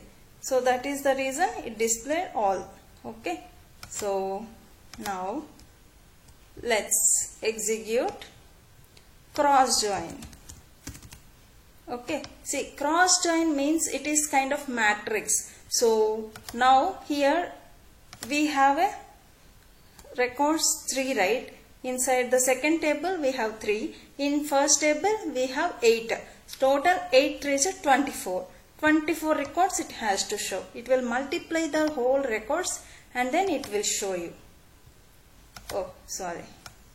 Only department, that's it. There is no ID matching, only cross join. Okay, see here. 24 rows got affected, which means, see, for each and every left and right outer join, right? So each and every record will get matched with the left and right table. So total 24 records, 8 into 23 records it got displayed. So this is about cross join. So I hope you understood very well about the joins. If you have still any queries, you can comment in the comment box as well, so that I can reply it to you. So if you like this video, please do like and share with your friends as well. If you are visiting my channel for the first time, please do subscribe. Don't forget to subscribe for getting more updates. Okay, thank you so much. Hello, today we are going to learn about triggers. So what is the main intention of writing the trigger on a table, and what are the uses of a triggers, and when to use, and in which business case scenarios we are going to use these triggers. All this we are going to learn about today. So before going to the topic, if you are visiting my channel for the first time, please do subscribe. Now let's start the topic. Say triggers. Main trigger means an event. Whenever the event occurs, the some action has to perform on a table or on a column. So this means the trigger. So mainly in the database terminology, if you see, the triggers will perform on a table or on a column. Okay, so triggers will be, we write in two ways, like for each row and for each statement. Okay, for each row or statement, which means for each row means on each and every row, whenever it inserts or it updates or deletes, whenever the any operation is performed on each row, so this trigger will perform. Whatever the business logic is applied on this trigger, that will perform on each and every row. Okay, and on statement means if one operation is performed, so whatever the specific reason we mention, only that time it will perform. Trigger will get fired. Okay, so that is mainly for each row and for each statement. Okay, so and also triggers will be like before insert, update or delete we can write, and after insert, update or delete means like, see, for example, if you consider one example here, company table is there. So on we mainly write triggers on the table. Okay, for each and every table there can be more than one triggers as well. So if we have more than one triggers, then based on alphabetical order it will get executed. Okay, so we can write more than one trigger on a single table as well. Okay, so mainly here, you see here company table is there, right? So on this table, if you perform any insert, update or delete operations, okay, so mainly these CRUD operations only we perform, right, based on a table, on the table. So on these operations, whenever we execute, so this trigger will perform on these operations each and every time, based on whatever we write a trigger or function, right, that business logic will get executed. Now let's see the example so that you will get a clear idea what we are talking about. Okay, so here first I am going to create trigger, create. So this is the syntax, create trigger, and then trigger name. Trigger name should specify, whenever we look at the trigger name itself, what are the operations are performing in this trigger. It should be like this. Meaningful name we have to give. Otherwise it is very difficult to identify what purpose of the trigger is we are writing. That all unless we go into the body, we cannot get the meaning. Okay, so that when you write the trigger name itself, the meaning should it identify. Okay, so here I am writing the trigger on a company table. Okay, underscore. So audit information I am going to insert right now. Okay, so audit information, and this is the trigger, right?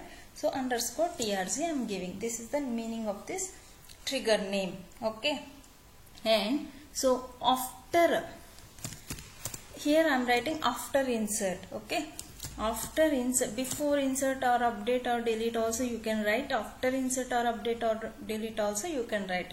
So I am just showing one example here. After insert, on which table? Company table, right? So company, here company table, and then here for each row, for each row this trigger has to perform. Okay, for each row execute procedure.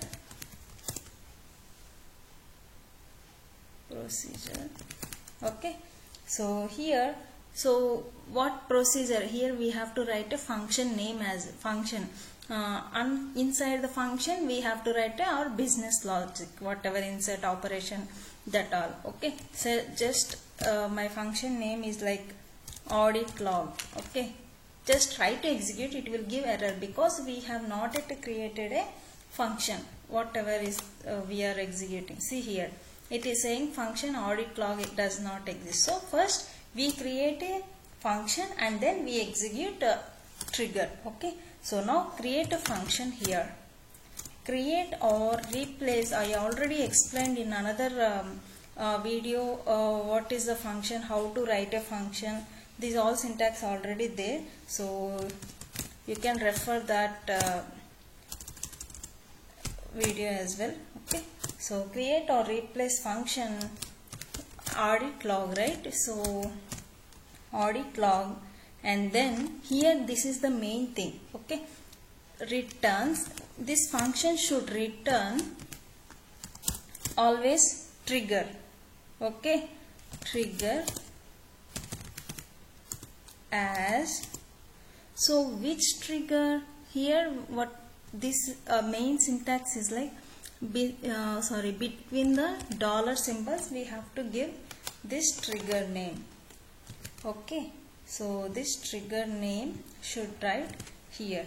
Okay, should so this is like trigger name, and then now you write a function body. Okay, begin here, and then now insert logic you have to write insert into emb underscore audit table. Insert, whenever insert after insert operation is performed on company table, at the same time after inserting into the company table, the one more record has to insert into the employee audit table as well. Okay, so here id comma employee name comma and salary, these three columns also has to insert. So values, here this is mainly what we are going to talk about.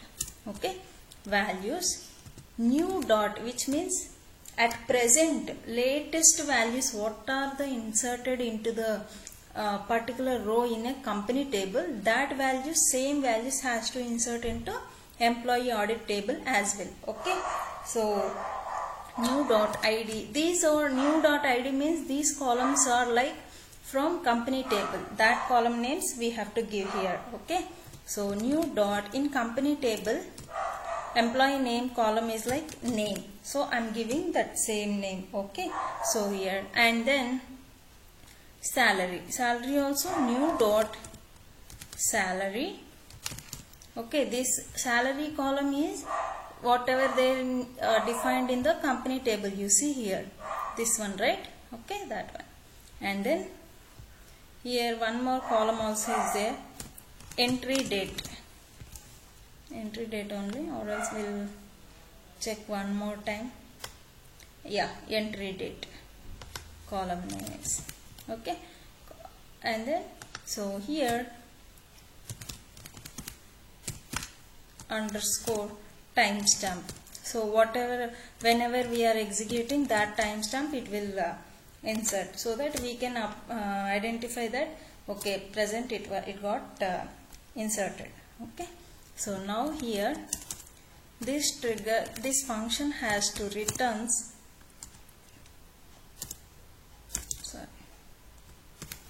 return new, means the present new values it has to return.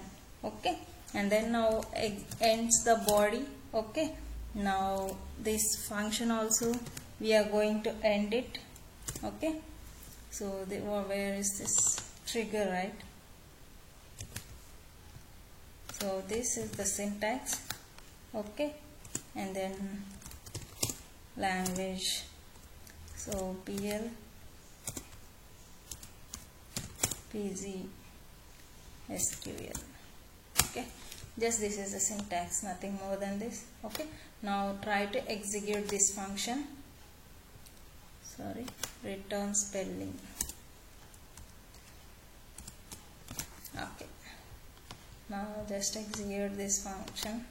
See, this function is executed successfully.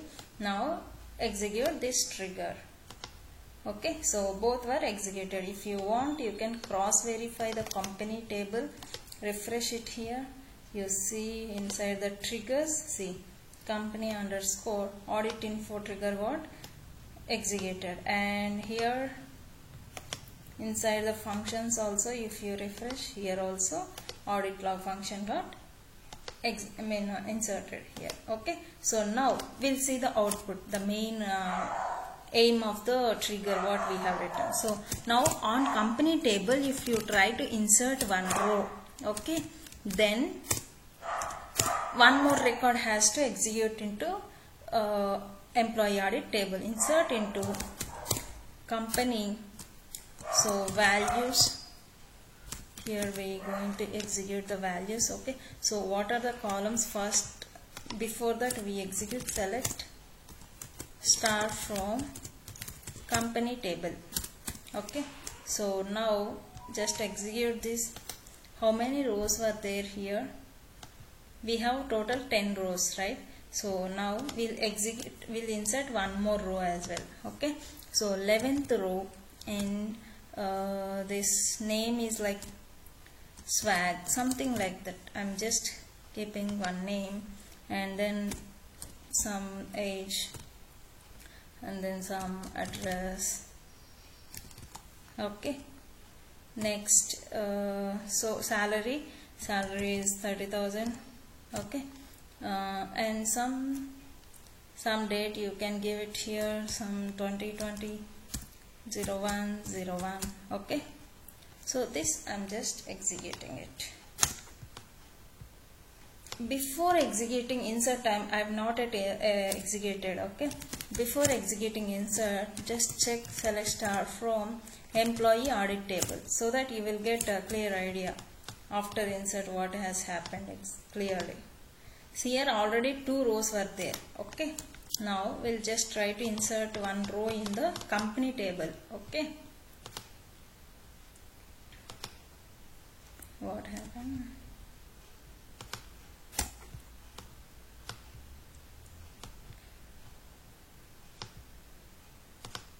See, one row what inserted in the company table. If you execute, there should be 11th row also executed. Okay, see here, this is inserted. Now in employee table we have not yet inserted, right? But the trigger has to performed already, right? So now just try to execute employee table. See, the 11th row also executed, and entry date is timestamp, current timestamp whatever we have executed 1510, so that it is inserting. So which means whenever we perform any operation on a table, it might be like before insert or after insert, update or delete, whatever the operation, irrespective of operation, if we write a trigger, so that it will execute. Okay, so the trigger will drops automatically. If you drop the table, then automatically it will drop. Okay, if you are not required that trigger. Okay, and the main usage of this trigger is like it will saves the time, and the audit information also will by default it will get inserted into the audit information, instead of doing 2 times insertion in the audit tables. And in many business scenarios we use these triggers. There is a major role it will perform in a database operations. Okay, so I hope you guys will understand well. So if you like this video, please like, share and comment. If you need any other sessions also, you can comment in the video, so that I can update the video. Okay, thank you so much. Hello, today we are going to learn about transactions and how to perform commit and rollback, when and at what situation we are going to perform this commit and rollback operations in a database. These all we are going to learn. So before going to the my topic, if you are visiting my channel for the first time, please do subscribe. Now let's start are transactions. Okay, today's session is transactions.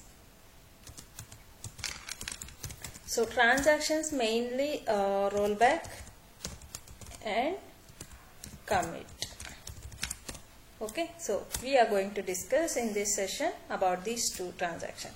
So first, before executing the commands, I will explain what is rollback and what is commit, and when to execute these commands. These all I will show you. So first I will retrieve the data from company table. So what type of data we have, we will just look into it. So just select star from company and then execute it. So how many rows we have, that we are going to see now.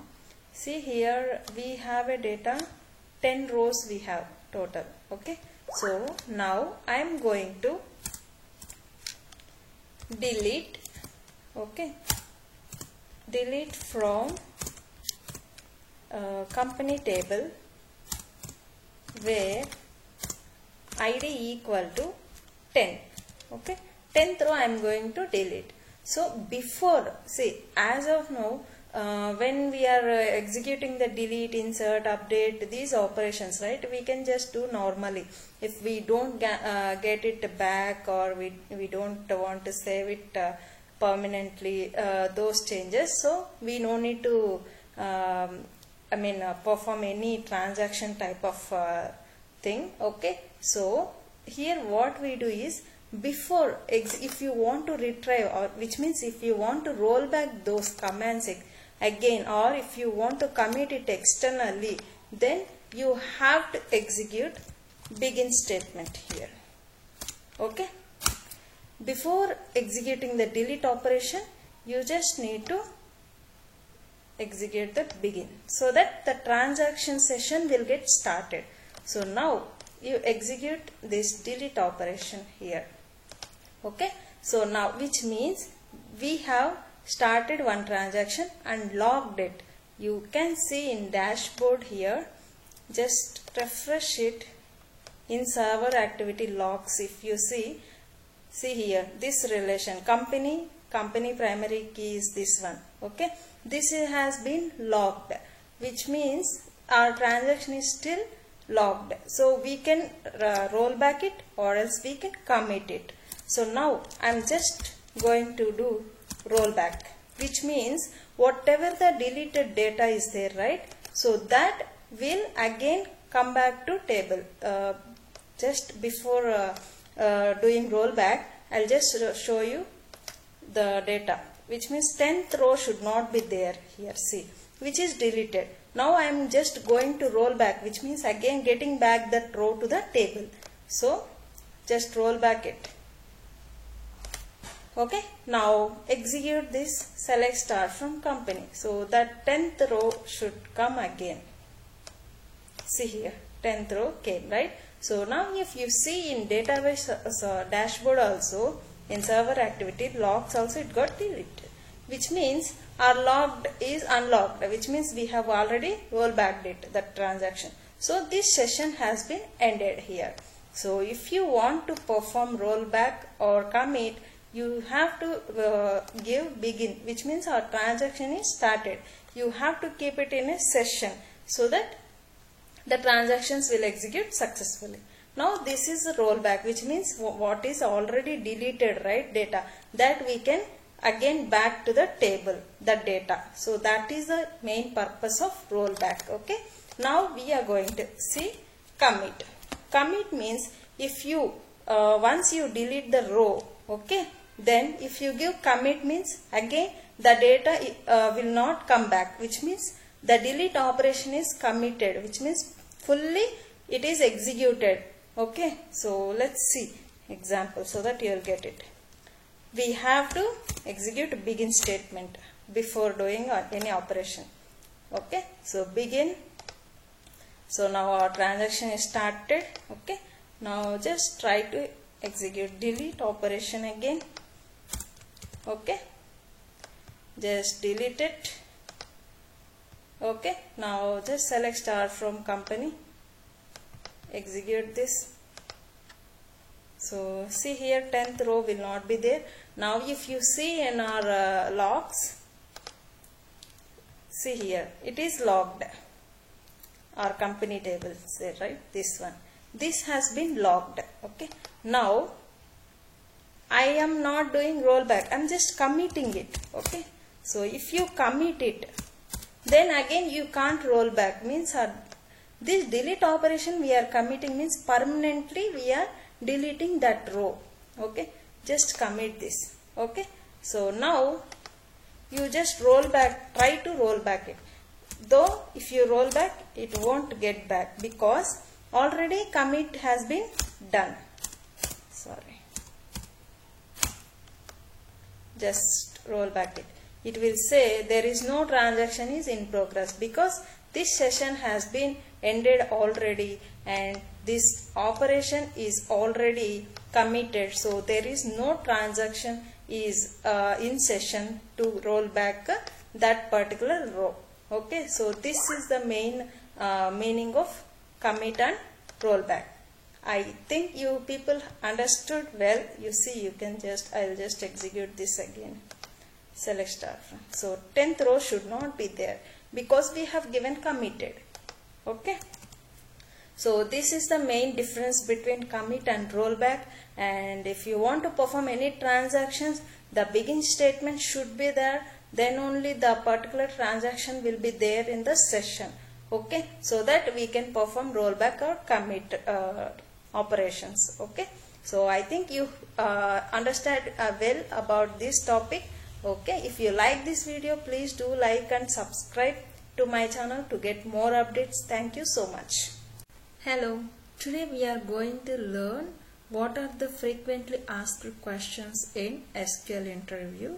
That too related to logical questions and answers with execution, all we are going to look into now. So before going to the topic, if you are visiting my channel for the first time, please do subscribe. Okay, now let's start. What are the questions we are going to see first, and then we execute and we'll see practically how it will be, how output will come. Okay, so see here, you see here the query to get the highest salary from the table and second highest salary and nth highest salary how to get and total number of records how to get. This all we are going to see now. So now let's execute the queries first. Query to get highest salary from the table. You can take any table like employee. Usually people will say employee because employee will have a salary. Okay, employee table will have a salary, but as of now in my example, so I have a salary column in company table. Okay, let's execute the company table first. See here, this data I have. Okay, so in company table we have a salary column. So now if we want to get highest salary from the table, so how to write a query? Okay, just see here, what is the highest salary here? 85,000 is the highest salary. So that we want to get it. So for that, what is the query? Okay, select max. This is the function we have. Okay, so max salary from company table. Okay, if you have employee table, you can take employee as well. Okay, so I have a data in company table, so I'm executing it. See, 85,000 I got it, right? So now second highest salary, how to get it, which is very simple. Let's take first maximum salary. Okay, where salary less than again maximum salary, which means let me explain this. Okay, you see here, this subquery will get the highest salary, right? So then less than means whatever is highest is there, right? For that, what is the next highest? That we will get it here. Sorry. Okay, so let's execute. So what is the next highest salary? 65,000 is there. So this is the second highest salary. Next, third highest or nth, like fourth highest, fifth highest, whatever it may be, interviewer asked you, that time you just simply learn this query, so that you will get you can execute whether it is highest or second highest or first highest or third, fifth, fourth, whatever it may be, nth highest. So you can get this output through this query. Let me explain this query first of all. The subquery I am going to explain you. Select count of distinct. Here see, from company I am getting salary, right? So in this, first I am trying to get the distinct value, okay, and then count value, okay. That is also condition where, okay, so this C2 is greater than C1, which means from the company table whatever is highest salary is there, right? So for that, in that all the records I am getting highest, okay. So that is why I have given this condition.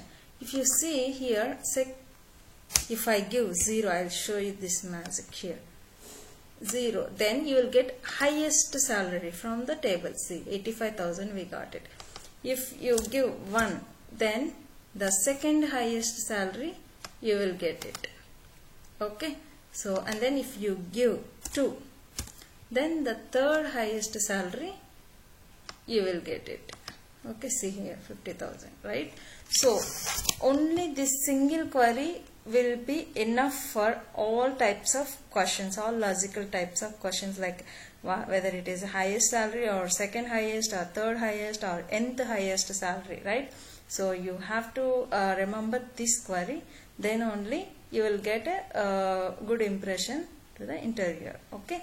So now query to get total number of records from the table. Just this is very simple. Select a count of star from company, okay. So let me execute. Total 9 records were there, so that we got a count of this, okay. So these are the logical questions you have to remember when you are going to the interview, okay. So I hope you understood well, and please learn these questions and answers and execute it, then try to understand logically and practically do it, then only you can remember it, okay. So I hope whoever going to the interview, all the best, okay. Thank you so much. If you are visiting my channel for the first time, please do subscribe. Don't comment or like this video, okay. So please like, share and comment to the video. Thank you so much. Hello, today we are going to learn about how to take a backup from the existing table and how to restore that particular database backup into the new database using pgadmin tool, okay. So now before going to the topic, if you are visiting my channel for the first time, please do subscribe. Now let's start our topic. See here, we have a database called demo_db. In this database we have tables, around 6 tables are there, okay, and view also there. There are constraints also there. So these all we wanted to restore in a new database. So for that you need to take a backup of this existing database, okay. So for this you have to right click on the database name, okay. See here we have an option called backup. In this, first you need to select the file name under which location it has to save. I am just selecting this particular location and just give that file name, particular file name, okay. Demo_db, just I am giving like this, okay, name, and under which format you have to select here, either SQL or backup, okay. It will come like demo_db.backup or .sql, which format you select, on that it will come, okay. So I'm just selecting here .backup, okay. So if you want to show hidden files and folders, then you have to just click on it. If not okay, okay, just create it. Now see here we have a format called custom or tar. Which format you want your database backup, you need to select that particular format, okay. So I just wanted the custom, okay. So I've selected custom only, okay. This compression ratio, encoding, these all are optional, no need to select, okay. See here role name I'm selecting it as a Postgres, you have another tab called dump options. Okay, in this you have multiple options were there. See, sections were there, whether you want pre-data, post-data, or only data you want. Okay, type of object, see, only schema you want or blobs. Okay, these all, if you want any option particularly, then you just select it as yes. If not, then just leave by default. Okay, just not clicking anything, just selecting default options. Okay, now just click on backup. See, backup is created. Okay, successfully created. Now I'm just restoring that particular backup in a new database. I'm just creating a new database. Okay, see here, restore example, just creating new database for restoring that. Okay, so owner is Postgres only.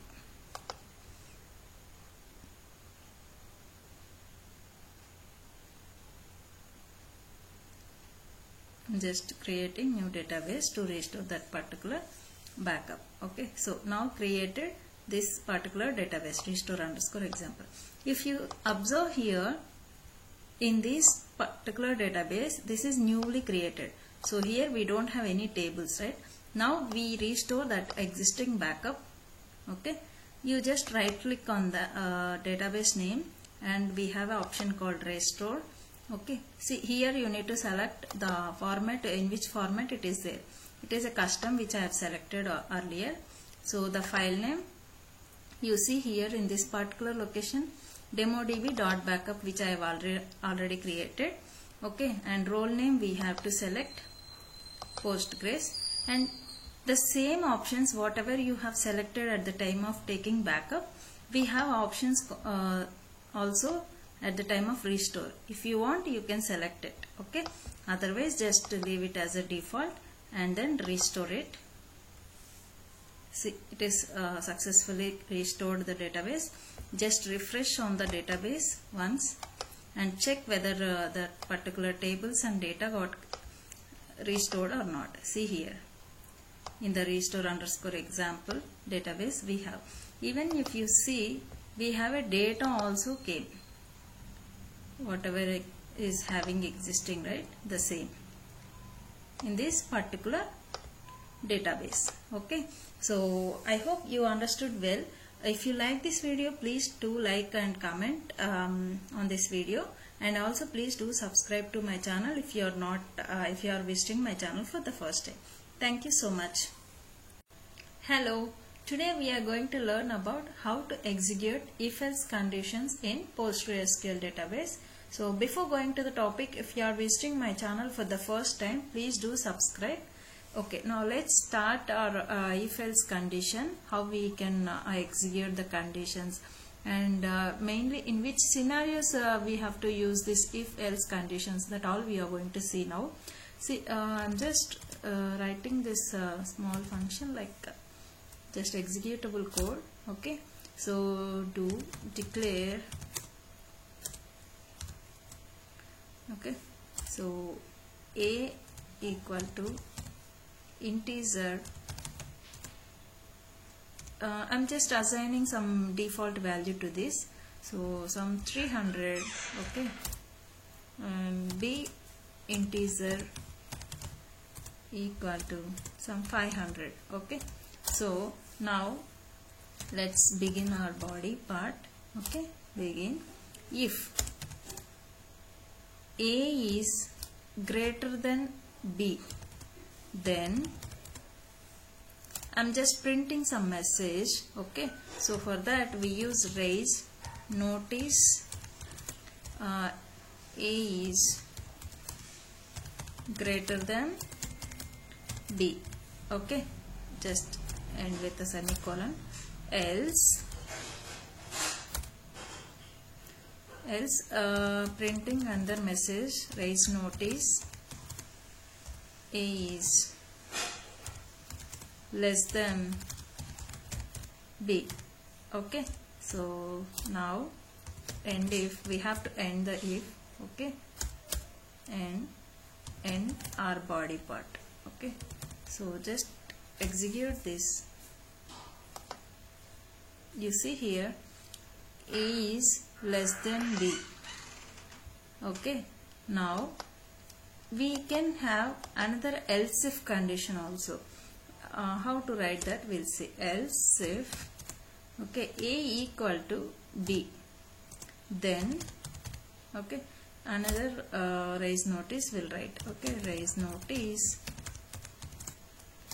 A is equal to B. Okay, else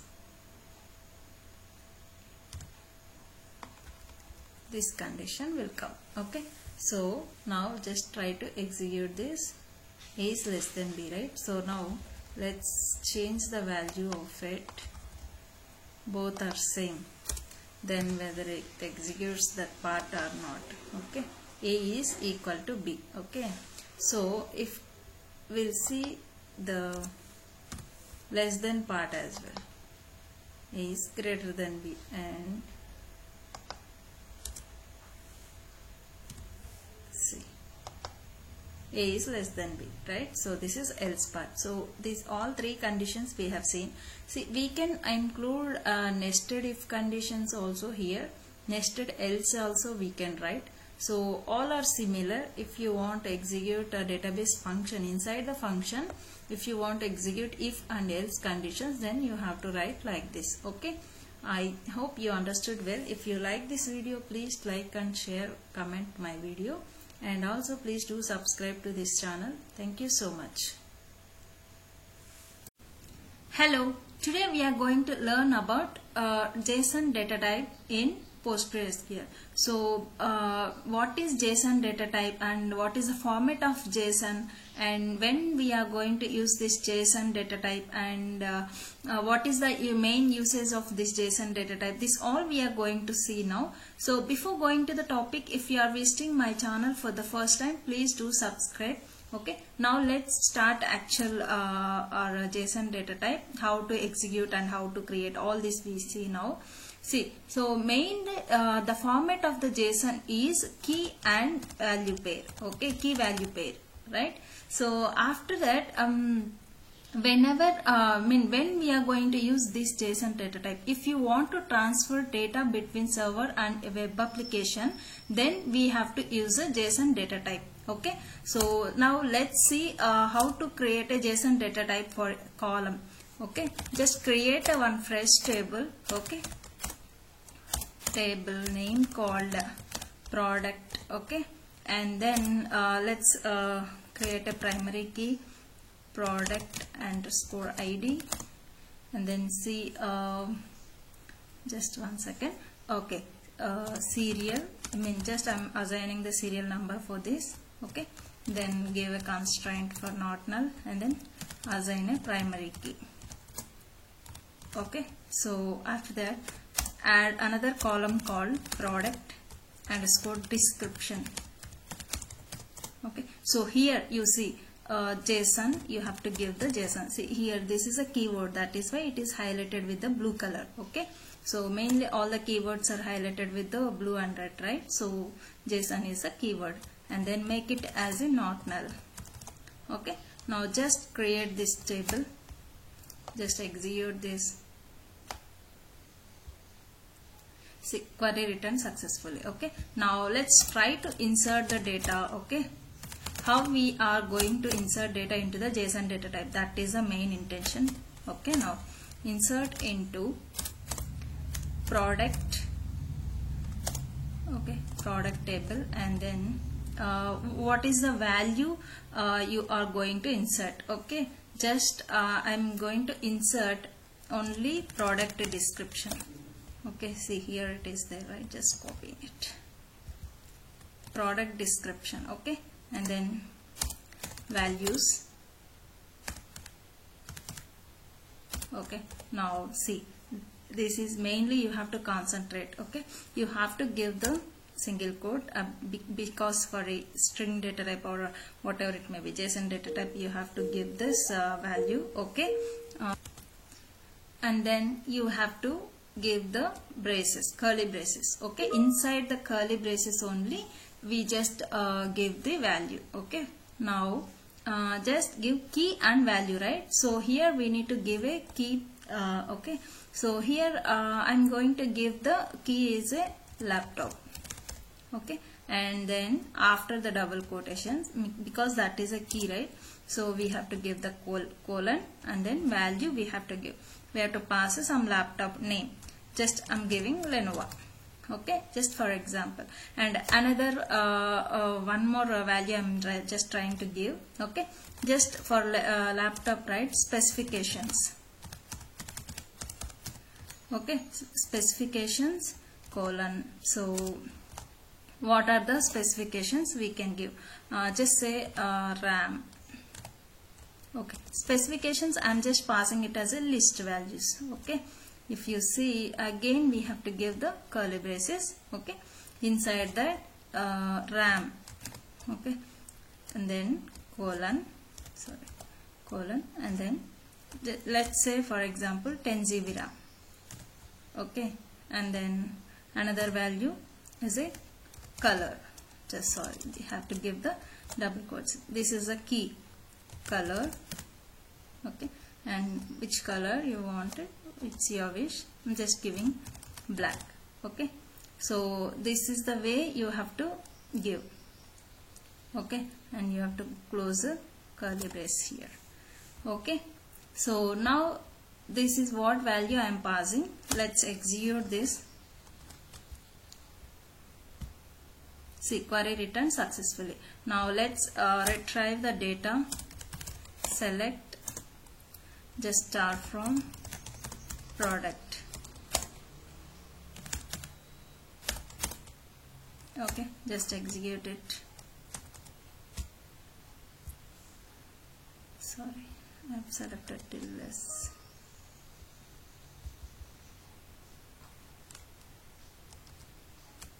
Okay, execute it.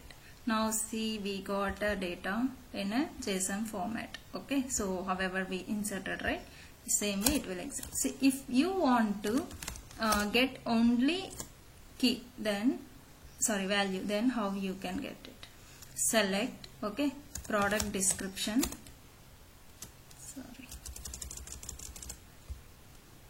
Select product description from, okay, product description from,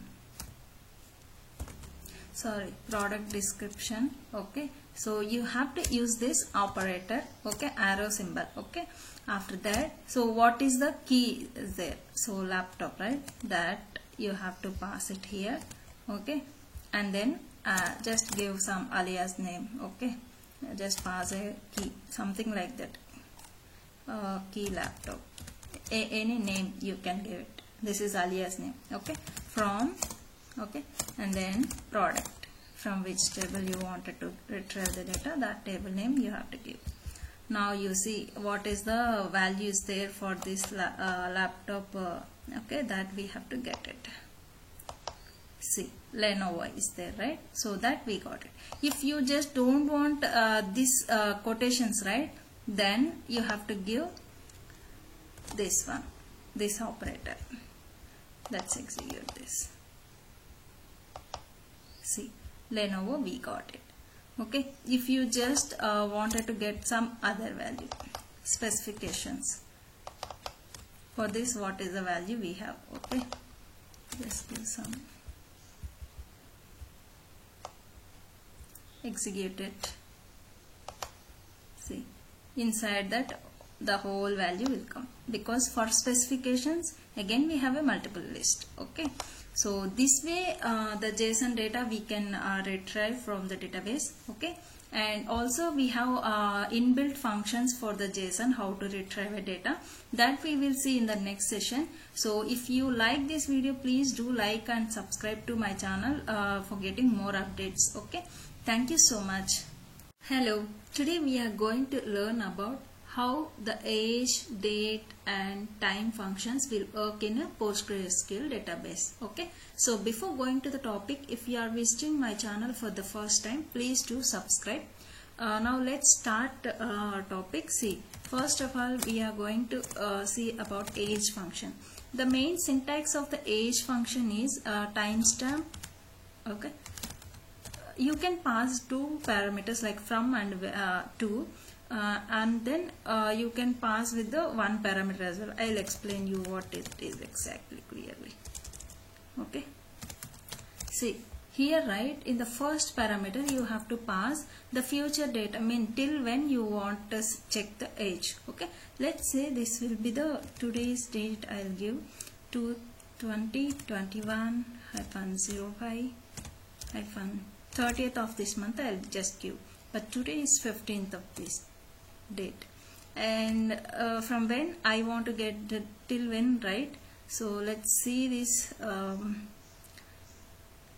19/04/05/06. Just give that and try to execute this. See here how many years it is showing. 27 years 24 days. Okay, so this is from this. If you want to you don't want to give this current date, okay, then just give pass single parameter, that is when is your date of birth, that one. Okay, so just give 1994, okay, 05 and 06. So it will take current date and then it will do the difference. Okay, and then it will show you the age. Let me execute this so that you will get some idea. So because there is a 15 days, I mean 10 days of gap. Okay, so here see 27 years 14 days, because here 30 I gave you, right? So 10 days will be the difference, because 20th is the today's date. Okay, now we will see the select, okay, current date. We'll see, sorry, current date. Just execute it.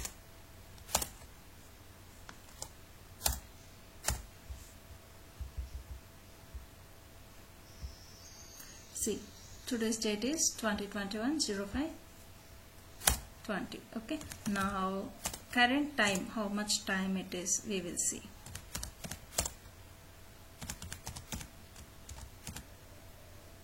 Just execute it.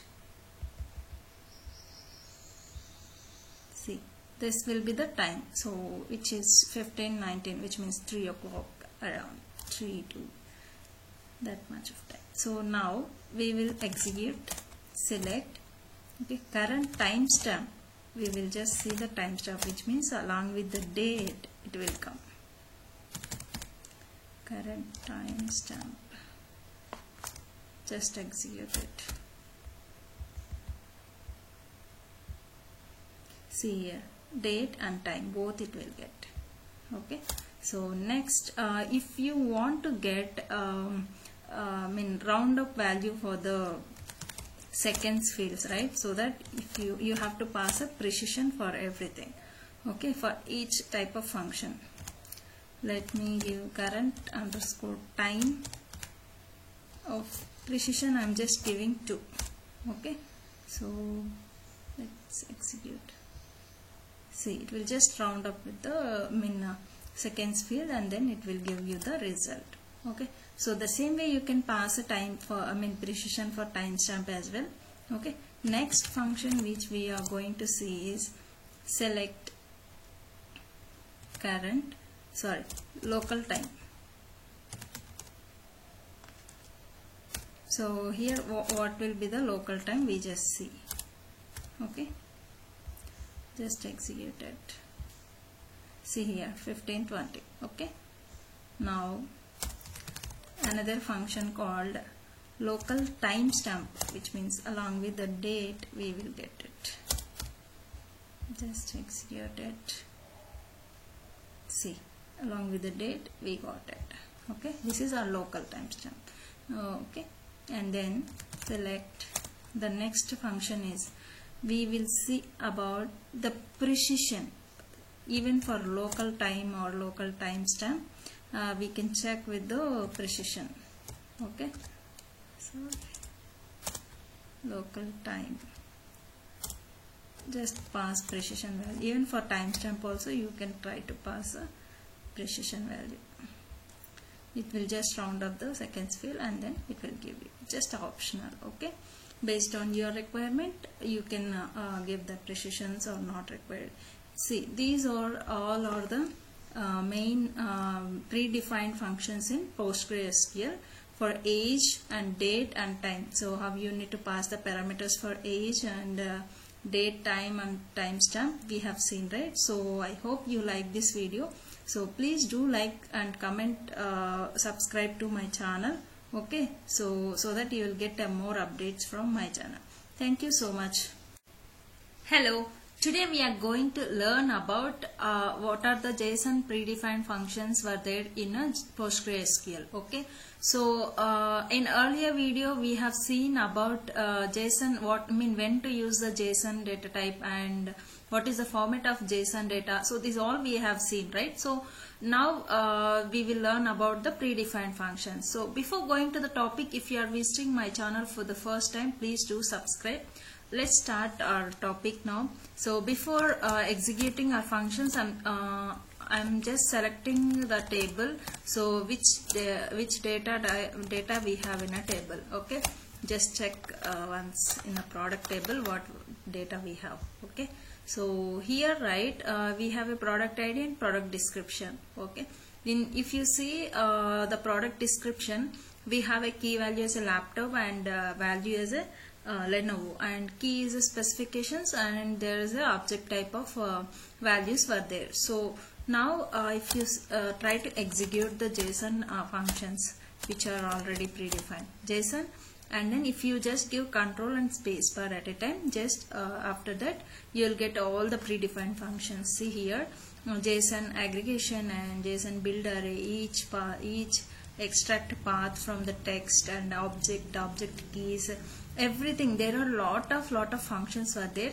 You can see each and every function as per your requirement. You can just try it out. Okay, so that you will get a data. So now for example, I'm just taking what type of what is the type of the value. Okay, sorry, yeah, key. So that I will just show you, just JSON type of. Okay, so inside this I'll pass the parameter later on. Now, so from which table we have to get the data? Product table, right? So just select the product table. Okay, here we will just pass JSON data type. What is the column is there, right? Product description, and see here we have a another key called specification. Just I'm passing this specifications. Okay, so this what is the data, value we have a for specifications key, right? So that we will get it.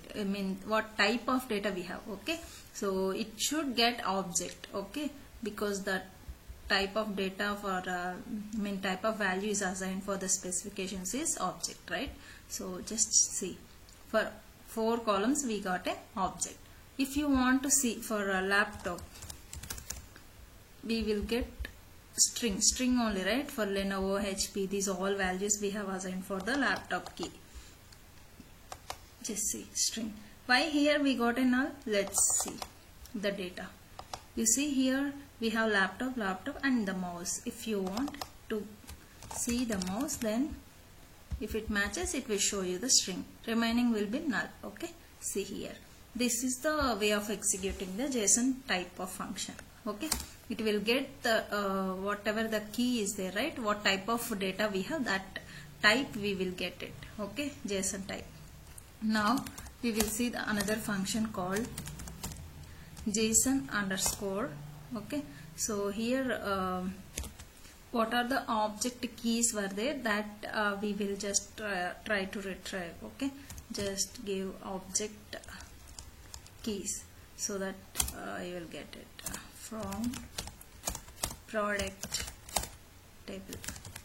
Okay, so yeah, now here you need to pass a product description, and then you just have to give the specifications, because this is the object type, right, which we have a data in that, which I have a value for that key. So it will get what are all the keys were exist in this particular object. Okay, so we have to get, let me explain this, what output we will get. Okay, see here, for the specification key we have an object data, right, object value. So inside this, what are all the keys were keys were there, right, that all we will get it. Okay, which means RAM color for 4 columns we will get, and the fourth one is wireless or wired, and that color it has to come. Let's execute this. See here, exact data we got it, right? So this is the meaning of object keys function. And the other thing is, let's see about JSON each. Select JSON and score each. So each column it will get it from product. Okay, so here I'll just take a product description column. Okay, now just execute it so that you will get some idea. See here, what are all the JSON data type, right? These all laptop, Lenovo. This is the key and value, so this all we will get. If you just see the each text, okay, then only text format it will come, it will ignore the quotations. Let's just execute that. Okay, text. Here the product, you see the quotations were gone, and these one specifications, right, already this is the object, right, so it will come in the object form only. Okay, so this is the another function. And if you want to see here JSON type of, right, for specifications we have seen in the earlier. Inside specification again we have a we have other types, right? Let me execute this. See here, inside specifications we have a RAM and color, right? So we wanted to get the type of this key. Okay, inside object we have again keys, right? So we need to get nested key type. Then how to give it? Just give.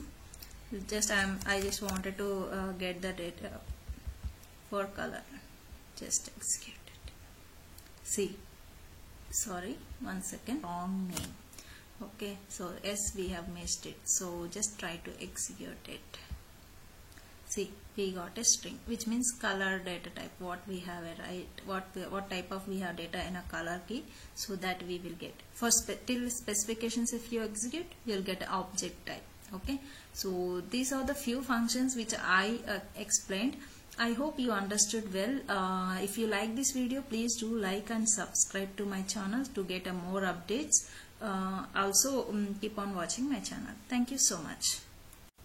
Hello, today we are going to learn about shell commands. Okay, so what are the regular uses commands, how to use, and how we can use the command line prompt. So this all we are going to see now. Till now for executing all the queries we have seen in the pgAdmin tool, right? So there is another way of executing queries and creating a database, everything. Okay, so that is by using PSQL for the Postgres. Okay, so before going to the topic, if you are visiting my channel for the first time, please do subscribe. Okay, let's start now. If you wanted to execute through command line, right, so then you have to type in a start, okay, PSQL, so that you will be able to open the SQL shell. Okay, so see here, now just I'm taking the localhost same, and set database also Postgres, and port number, username is Postgres only, and the password for that particular username you have to give. After that, see, it will enter into the Postgres database. Okay, now if you wanted to go to the another database, then what is the command? Okay, slash hyphen c slash c space demo underscore db. Okay, so this is the main database which we executed, which we explained in the previous videos also. So that is why I am connecting to that particular database. Okay, just see, now you are connected to the database DemoDB as a user Postgres. Okay, so here also if you observe DemoDB database, it is connected. Okay, now if you wanted to see all the list of databases available, okay, so just see slash l. Okay, then you see DemoDB, Postgres, restore example. This all we have available databases. Okay, so if you wanted to see the list of all database tables, okay, then what is the command? Okay, slash dt.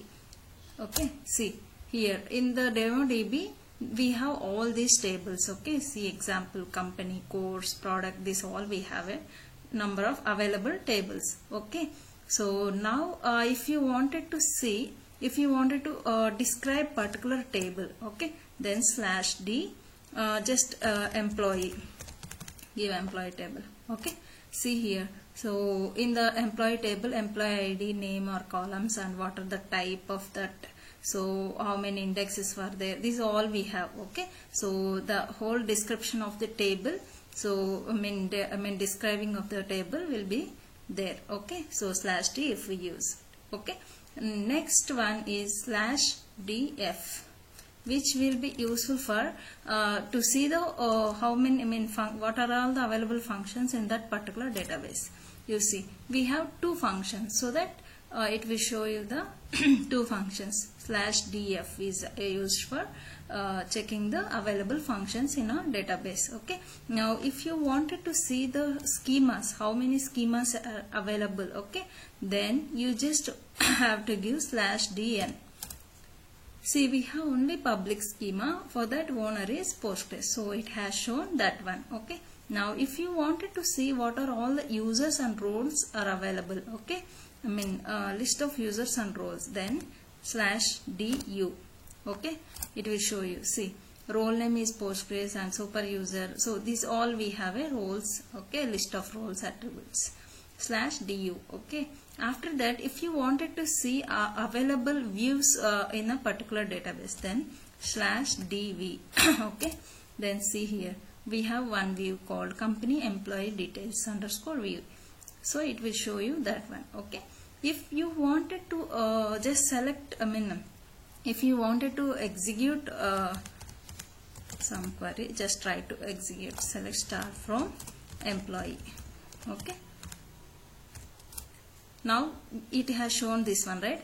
If you wanted to see the previous command output, then you have to give the slash g.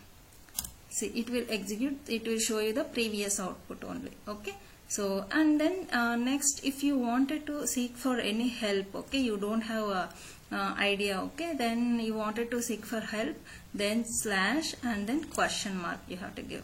See, it will show you all the command related help, it will show you. Okay, so just give enter. Okay, these all type of commands which even I am also explaining, right? So all those also will available over there. Okay, if you wanted to help for particular related commands, okay, slash h you need to give.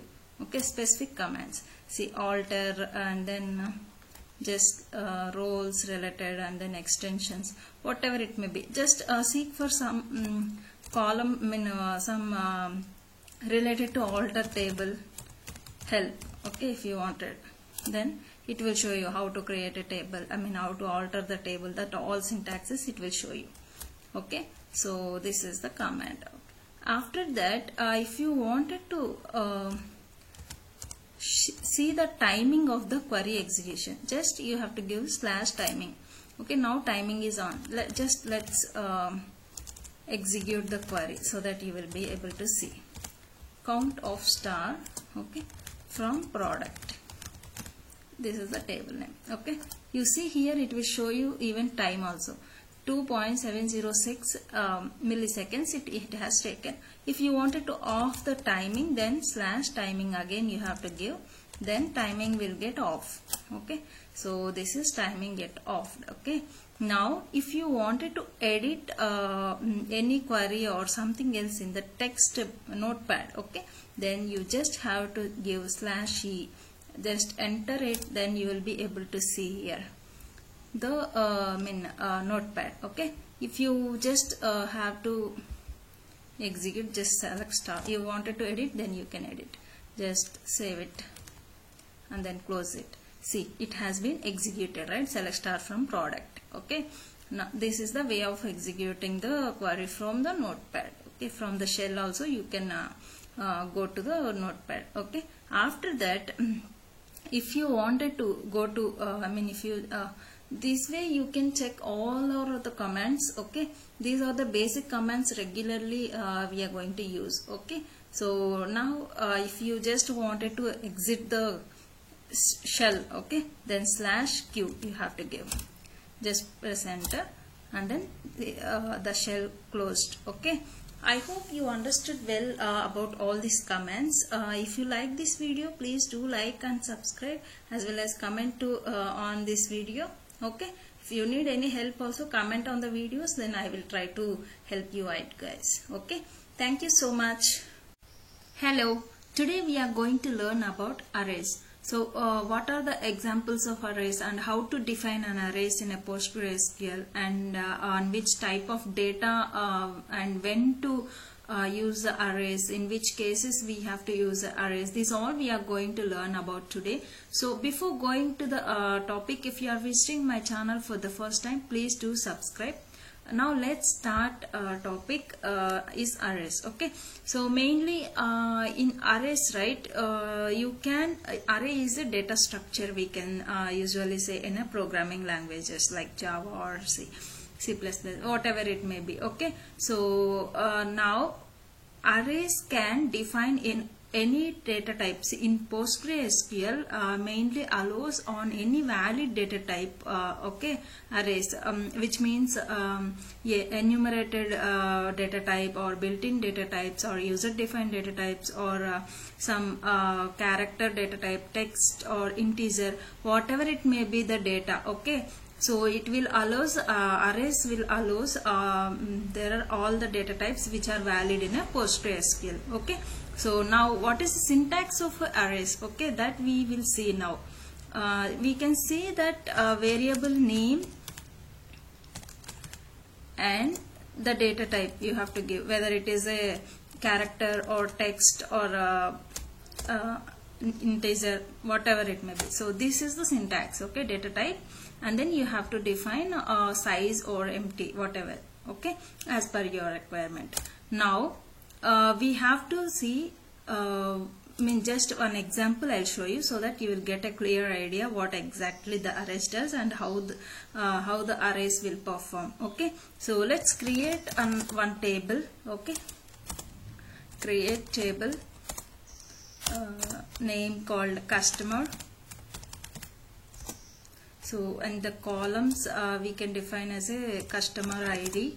Okay, serial, I'm just giving data type. Okay, serial and name, sorry, we have to define it as a primary key. Okay, and the other column is a customer name. Customer name we just define it as a varchar. Varchar of customer name can contain 80 digits. Okay, just giving one example. And after that, just see, you can think, right, so customer can have more than one mobile numbers. Okay, so then in that case just give mobile number. This column we define it as an array. So just mobile number will allow multiple values at a time. Okay, so I'll show you example. Okay, while executing, let me execute this table. Okay, and then we will insert the data. See, query returned successfully, which means table got created. Now insert data. Insert into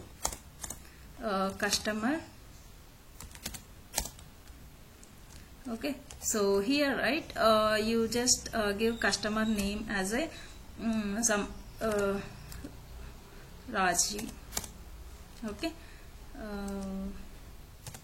and then the mobile number, you just see here we can pass more than one value into the array, mobile number. Okay, so here how you need to pass, we have to define it as a array of, okay, so we have to start single colon, then here you can give 78 something. This is just consider this as a one mobile number, and he has another number called some landline number or whatever it may be. Okay, just you need to start in the single quotes. Okay, this is just you define it like this way.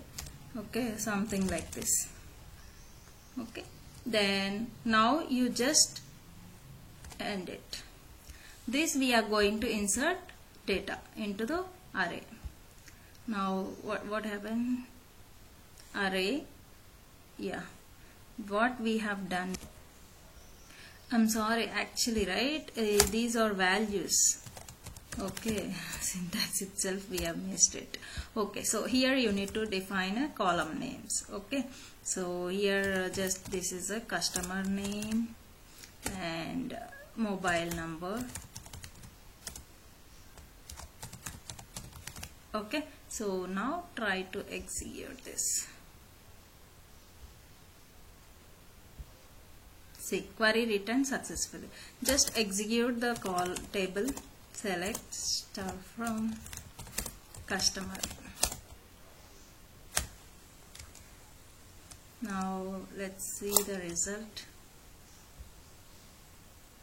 See, it has a array of values. Mobile number has multiple values with the comma separated. Okay, so this is one mobile number and this is another mobile number. The customer has two mobile numbers here. Okay, there is another way of defining arrays as well while inserting the query. So let me show you that as well.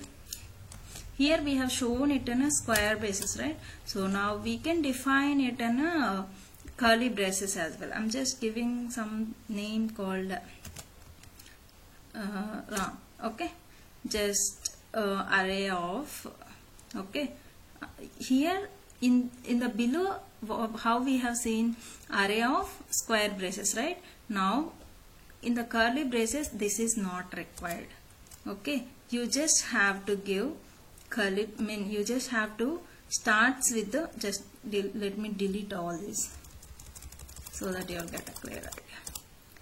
Just starts you have to include all the array in a single quotes. Okay, first of all, after that you need to start a curly braces. Okay, then here how you need to give, let's see, you just have to give a quote, double quotes as it as a string value. Okay, now just give one mobile number, okay, something else, whatever it may be. After that again you just have to, yeah, that's it, you just have to give another mobile number. Here you need to give comma, okay, and then here some mobile number I just gave you. See, now let's insert this. See, query returned successfully. Now execute this. See here, the same way mobile numbers got inserted. There are two ways of defining arrays while inserting the values into a table. Okay, so one by using array of square braces, and then is by using curly braces with the quotations comma separated and quotations marked. Okay, so these are the two ways of defining arrays. Okay, in the next video what we see is how to update a array column, array values in the table, and also there are unnest and any kind of inbuilt functions were there for array. Okay, so that all we are going to see in the next session. Okay, I hope you like this video. If you like this video, please do like and comment on a video, and also don't forget to subscribe to get more updates on my channel. Thank you so much. Hello, Today we are going to learn about how to retrieve a data from the arrays, and also how to update an array values, as well as what are the inbuilt functions were there on arrays. So these all we are going to see now, and in the earlier session I've already explained about what is the syntax of array and how to create an array. Okay, so the arrays maybe like multi-dimensional array, single dimensional array, I mean one-dimensional array. There are multiple types of arrays were there. So those all we explained in a last video. Okay, so now before going to the topic, if you are visiting my channel for the first time, please do subscribe. Okay, now let's start about the arrays. Okay, so before that we just execute what data we have in a table. Okay, just select star from what table we have created is customer for showing the arrays. Okay, just execute this query. So here we have these kind of data. The mobile number have a multiple values which has a array type of data. Okay, so if you wanted to get the data for only first mobile number, then select customer name and mobile number of only one mobile number you just wanted to get, I mean first mobile number, then you have to give like this. Okay, from customer, just let me execute this. See here, before executing that, you just observe the existing data. For Rajiv we have two mobile numbers, one is 78 and another is landline, and here also we have two values, and here only one value we have. Let me execute now the R query. See here, only the first mobile number came for all. Okay, if it is having single value, then single value it will retrieve. If it has more than one value, then the first mobile number it will fetch and it will give the result. Okay, so and if you wanted to give, I mean get a second mobile number, you just can observe here for Rajiv 7, I mean the mobile number starting with the 78, right? So let me execute now how it comes the data. See here, the landline number came. For Hari we don't have a second mobile number, so it is showing null value. Okay, so this is the retrieving of data from array values. Okay, now we are going to see the update operation, how to perform on a array values. Okay, so let me just execute it.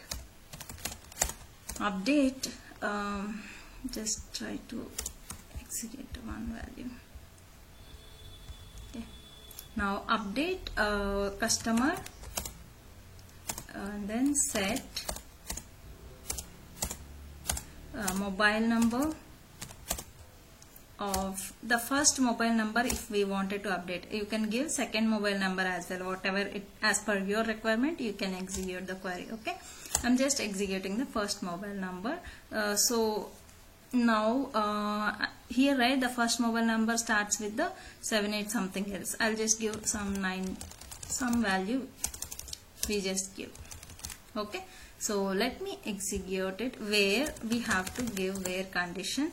Okay, where customer ID equal to 1. Okay, so let me show you for customer, I mean Raju, we have a customer ID is 1, right? So now let's try to execute this update query. Now query executed successfully. You just can check here. See the whatever the mobile number for Rajiv, right? See the 99962 some this number got updated, right? So if you wanted to update a second mobile number also, you can give here 2.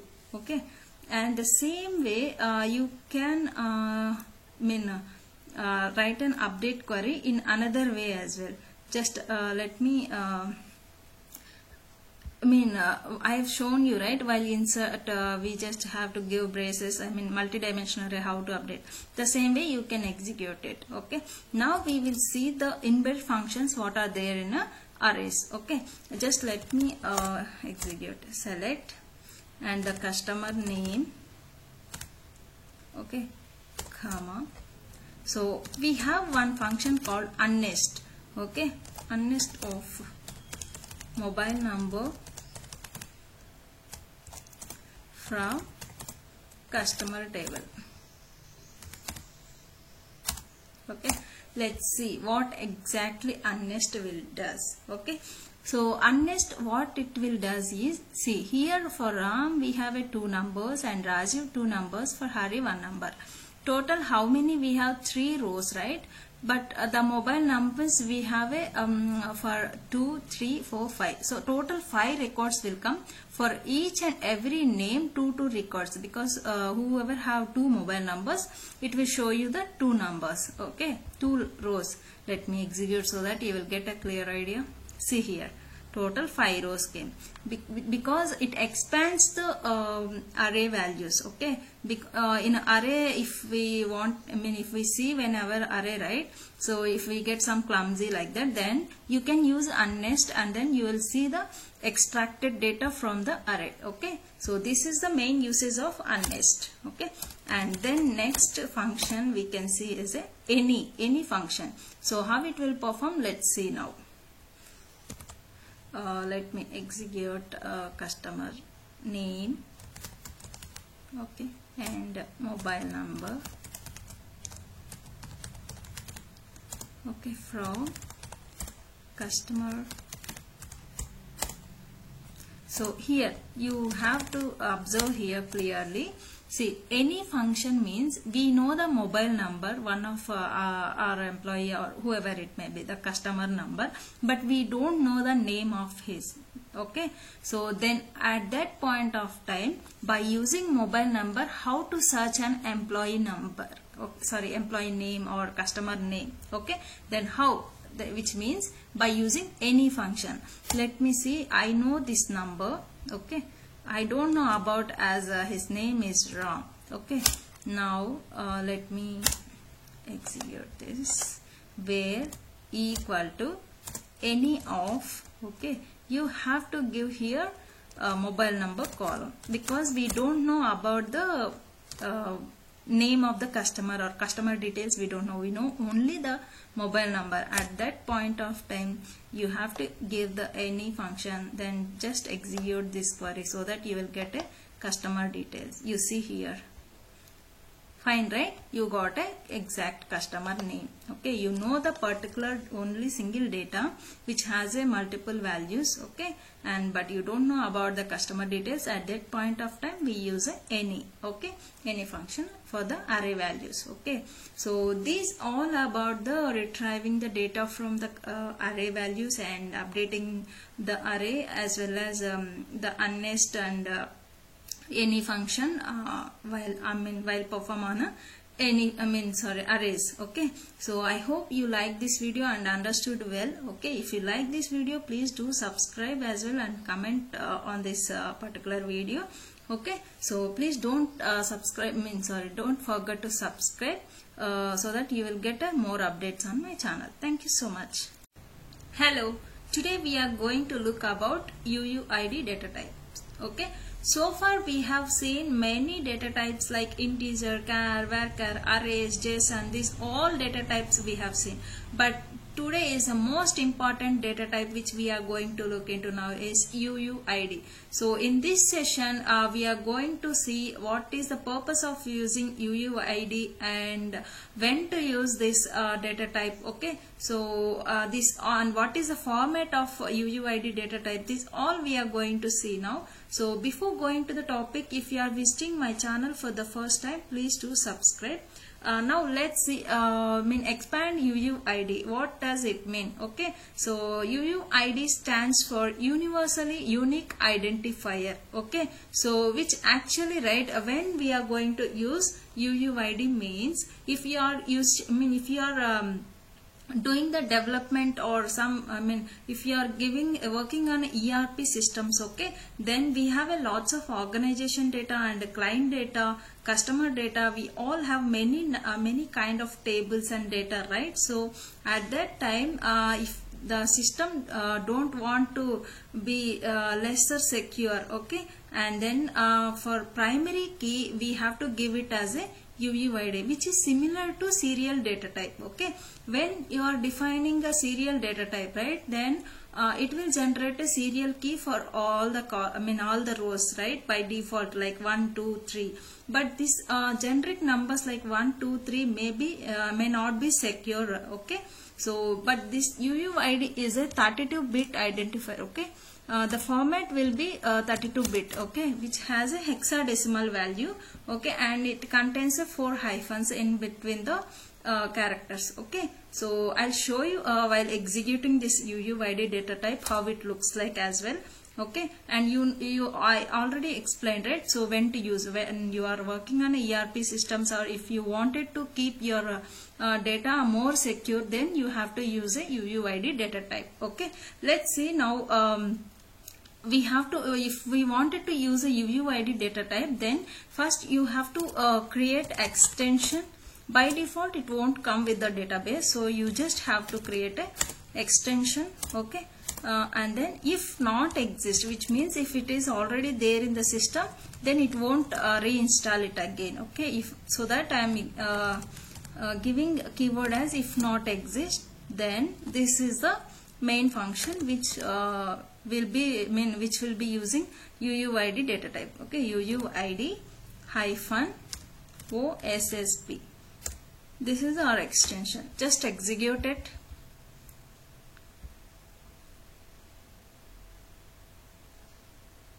Let's see, it will install all the UUID related functions, as well as see, query returned successfully, right? So now you just wanted to see how the extension got created and what is the format of the UUID. For that, you just see select UUID. See, all the UUID related functions got came here, right? So these many functions we have. Let's execute generate version 1. Then it will show you the UUID related format. See here, this is a 32-bit generated UUID, okay, which is you can see when we created extension in functions, right? So this UUID related functions got generated automatically. You see here, generated version 1, 3, 4, 5 and nil. These many functions got executed. Okay, so now how to when to use and how to use this UUID. Okay, I told, right? So in the ERP systems, or if you wanted to keep more secure your system, then you have to use a UUID data type. Let's create one table. Okay, create table. I'm just creating organization table. Okay, so I wanted to keep our organization table as a more secure. Okay, organization, and then see here ORZ ID. I'm just giving ORZ ID. Here you have to give UUID. Okay, this is our data type. Default. Default is not required, just you can give UUID as well. But if you wanted to generate a UUID by using version 1 or 4, whatever it may be, if you wanted to specify version, then you have to give like this. Otherwise it is a totally optional one. Okay, so just give UU version 4 and then org name, was in name, varchar. Just give varchar, not null. I'm not specifying any data type or size here. Okay, and then see here we have to define a primary key as well. Okay, so let me give primary key in another way. Primary key of org ID. Okay, so this is the way of defining organization. Sorry, here was it. Let's execute the create table function. See, now table got created. Okay, now try to insert it. Insert data into the organization. Insert organization insert into organization. Okay, so just I'm inserting only OASI name because this is a primary key which is which we have defined a data type as a UUID, which automatically generates. We don't have to give our value. Okay, so organization name, I'm just inserting values of just I'm giving any organization like Facebook. Okay, let's execute this. Now we will see how the UUID got generated for this particular Facebook organization. Select start from organization. Let's execute this query. See here, this is secured one. Okay, this is 32-bit. No one can expect this kind of ID. We have, if you define it as a serial, then 1 2 something like. If anyone wanted to try to access our data, then they can blindly guess if you use a serial key, but serial data type. But here, if you use UUID, then this is a totally 32-bit hexadecimal value, right? So no one can guess it, and it is more secure than the serial. Okay, so serial data type. Now just try to insert another data, another row like Google. This is another organization. I'm just giving example. See, it won't repeat anyways. Okay, the value you can see, which is automatically randomly it will generate the 32-bit ID. Okay, so the main usage of the UUID you have seen, right? As well as the same way UUID is more secure.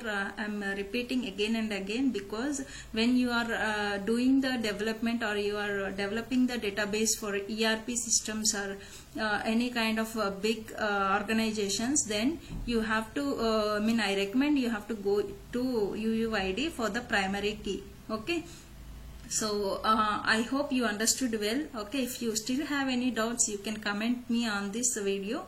Okay, as well as please like and subscribe to my channel.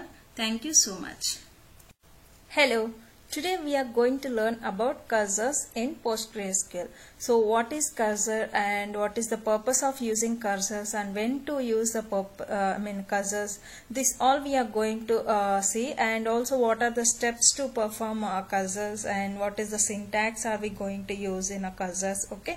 This all we are going to learn in this session. So if you are visiting, before going to the topic, if you are visiting my channel for the first time, please do subscribe so that you will get latest updates on latest topics as well. Okay, so okay, now let's start our topic, cursors. Okay, what is the meaning of cursors? If we see as of now, let's consider employee table have some thousands of records were there. Okay, so we have we wanted to execute employee table. Select start from employee. Okay, in that case there are a lot of records were there, right? So it will take a lot of time. So instead of executing whole query at once, okay, if you wanted to get a few rows from the table, then at that point of time what we do is this whole query, select start from this employee query, will encapsulate in one cursor. Okay, and then the by using for loop we can read the result step by step, or else how many records we want, that many we can retry. So this is the main purpose of using cursors. And also one more thing is by using these cursors, right, so we can avoid memory overrun when the result contains a large number of rows. Anyways, PostgreSQL users normally no need to worry about the this memory overrun because of for loops automatically use a cursor internally to avoid memory problems. Okay, but the main usage by using these cursors is it will allow the caller to read the rows. Okay, so if you want few rows based on some conditions, then only that few rows it will give. So this is the main purpose of using cursors. Okay, and if you want to perform cursors, there we have to follow 4 steps mainly. I'll tell you each and every step. So the first step is we have to declare a cursor. Okay, and then we have to declare. After that, what is the is we have to open the cursor. Okay, after that we have to fetch the records into that particular cursor, and the fourth and last step is close. We have to close the cursor. So these 4 steps should be important while we are writing the cursors. Okay, so I will give you a sample example which is very easy to understand, and you can remember it at any point of time. Okay, so you can remember these 4 steps. How means I will tell you. So let's say declare, open, fetch, close, right? So let's consider one example is if you are going to your home, okay, which means, okay, you need to first declare like outside of the house you have to declare like this is okay our house. So that is means declaration part. After that you need to open your gate if you wanted to enter into the house, right? So then you have to open gate, so which means the second step. And then once you open the gate or door, then you have to go into the house, which means fetch. Okay, so if any other people also is there along with you, then you have to fetch them also into the house. Once all comes into the house, then what will you do? You can close your door and then sit aramse in your home. Okay, so this is the 4 steps you will be do, right? Once if you are coming from outside to the inside house, then these 4 steps has to perform. The same way in cursors also these 4 steps should be there. Then only we can define it as a cursor. Okay, so I can give you now syntax. We will explain the syntax because I'll show you the existing syntax, because I'm not writing here manually. We have a lot of parameters for there for each and every one. So I will explain clearly this syntax so that you will get some idea. Okay, after that we will go for example. So here if you see create or replace, now we are writing one function here. Okay, inside function we are using cursors. Okay, so I've already explained the function related syntax in earlier videos. If you want, you can refer for those videos. Okay, so this is the main format of functions. Okay, now we have to check here. From here we have to start. Declare. I told you, right, there are 4 steps. Declare, and then open, and then fetch, and then close. 4 steps should be there in a cursor. Okay, so now see, declare cursor name, which is our own name as per our requirement. We have to give cursor name. Okay, any name given to the cursor we have to give. Okay, after that we have lot of options were there: binary, insensitive, scroll, cursor.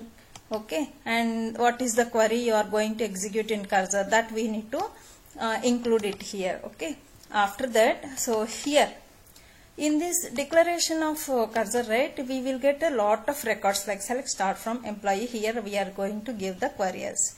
Okay, and then in that cursor we have lot of rows were there.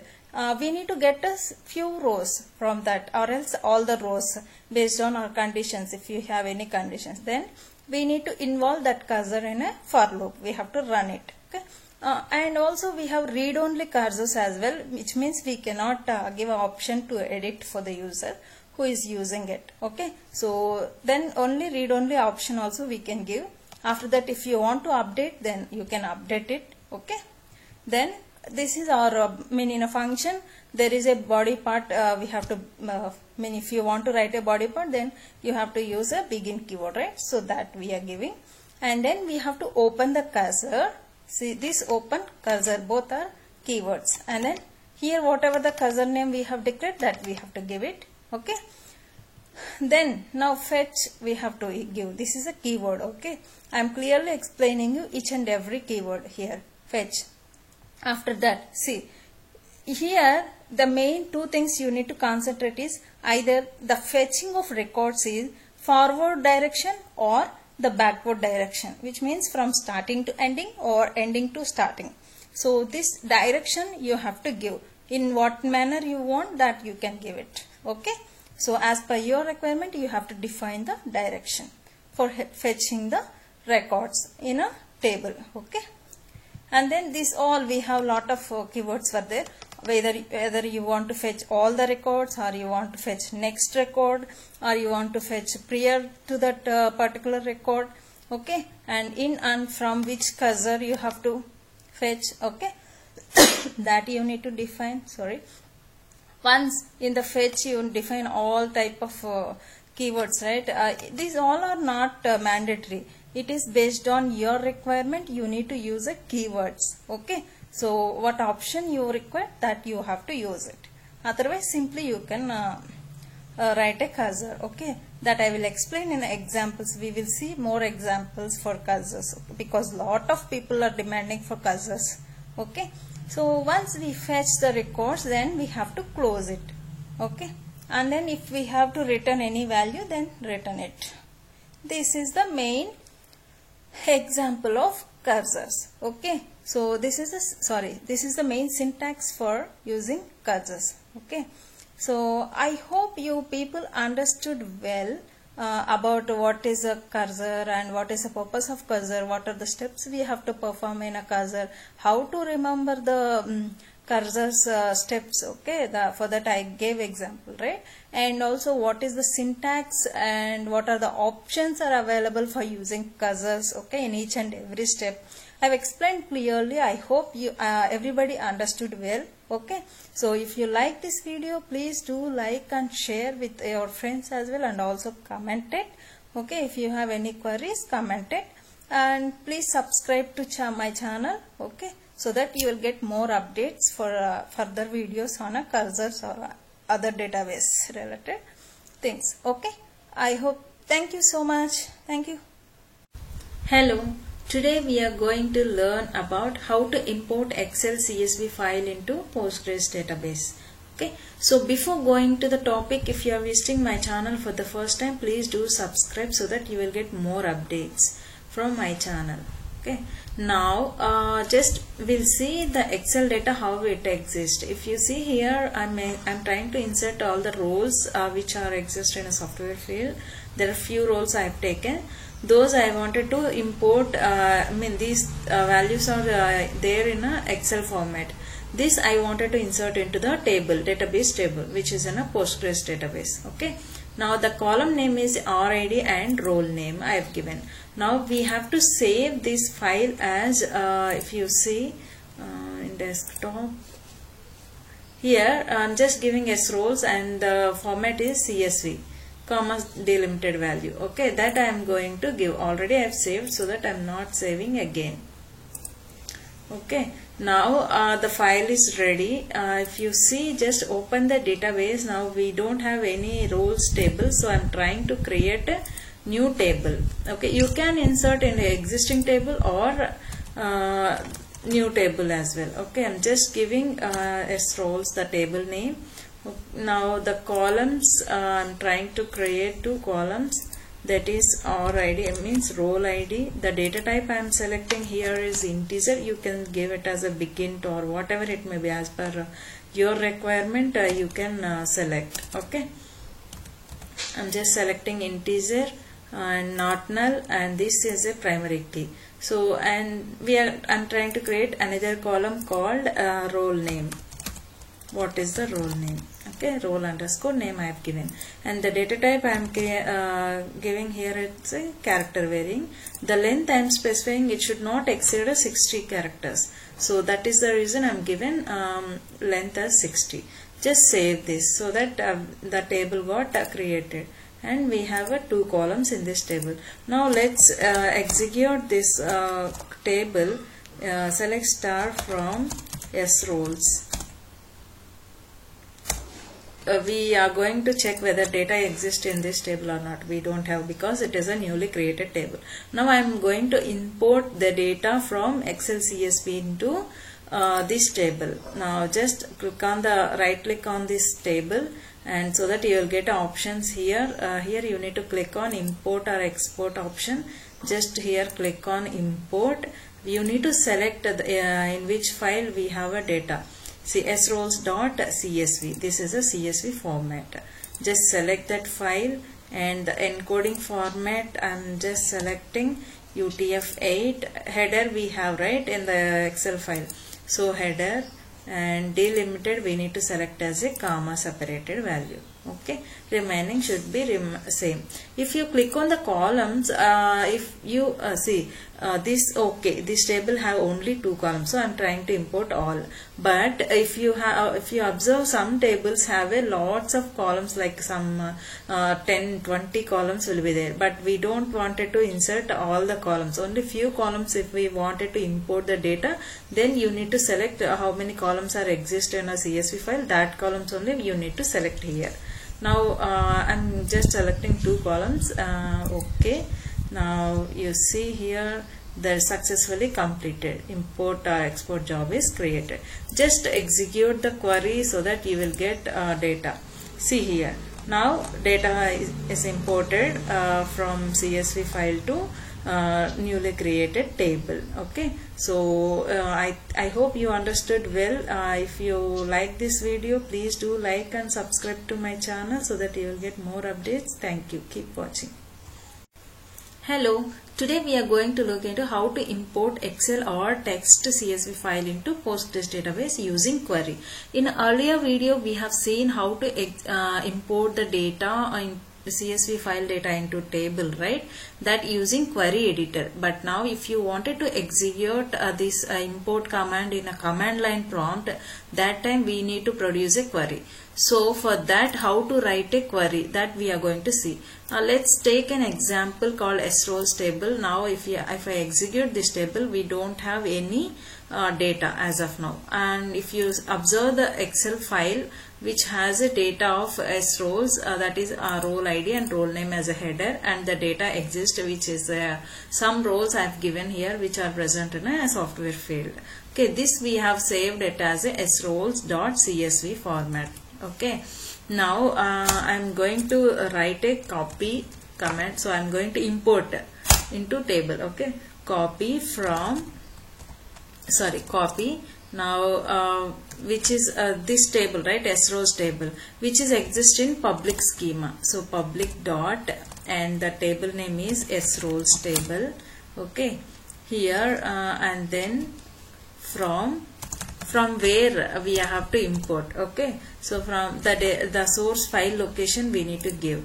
You see here sroles file which is a comma separated values that exist in a E drive. Okay, I'm just copying this path and sroles.csv. Okay, see why? Yeah, here you need to give single quotes, not double quotes. Okay, now we need to give a delimiter. Delimiter is what? Comma. Okay, and header CSV header. Sorry.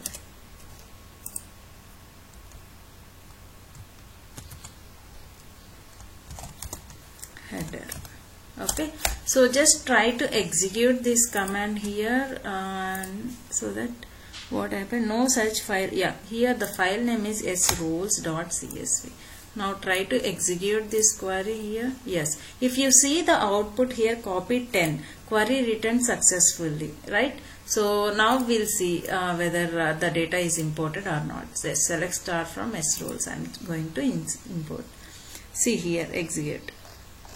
We got 10 rows which are present in the Excel format that we have saved it in a CSV file. Even if the data is exist in a text format also, you need to save it in a CSV file. So then we have to write the query like this so that you can execute. You can import the data from CSV file to database table using query. I hope you understood well. Thank you so much. If you are visiting my channel for the first time, please do subscribe and like, share my video so that you will get more updates. Thank you. Hello. Today we are going to look into what is a roll-up and how does roll-up function works in PostgreSQL. These all we are going to look into now. So before going to the topic, if you are visiting my channel for the first time, please do subscribe. Now let's get into the topic. So what exactly rollup does? Okay, so in the PostgreSQL, rollup is a subclass of group by class. Okay, now this by using rollup option, we can use a single statement to generate multiple grouping sets with the help of PostgreSQL rollup option. Okay, and also we can add extra rows in the result set, which allows us to get total rows along with the super aggregate rows. Okay, now we can say rollup is a hierarchy based on columns specified in the query. So I will explain you clearly all these 4 points by using with query example. Okay, now let's see how the query we have to execute. I am just taking one data, sales data, food sales data. So I'll show you first how the data exists in my table, and then how we get an output by using rollup function. See here, select start from food sales. Food sales table has a columns called order date, region, city, category, product, quantity, and unit price, as well as total price. So these are the columns exist in food sales table.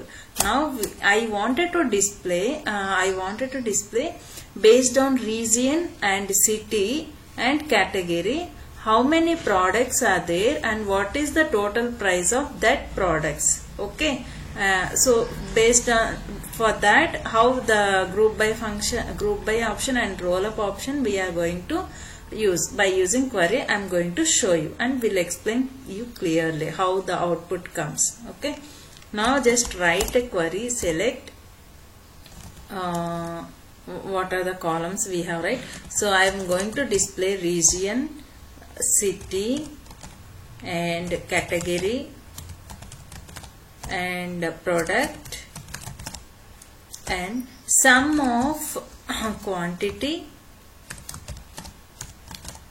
So this I wanted to display as quantity, QTY, comma, sum of the total price I wanted to display. This as total amount. Okay, from which table? Food sales table. Okay, now group by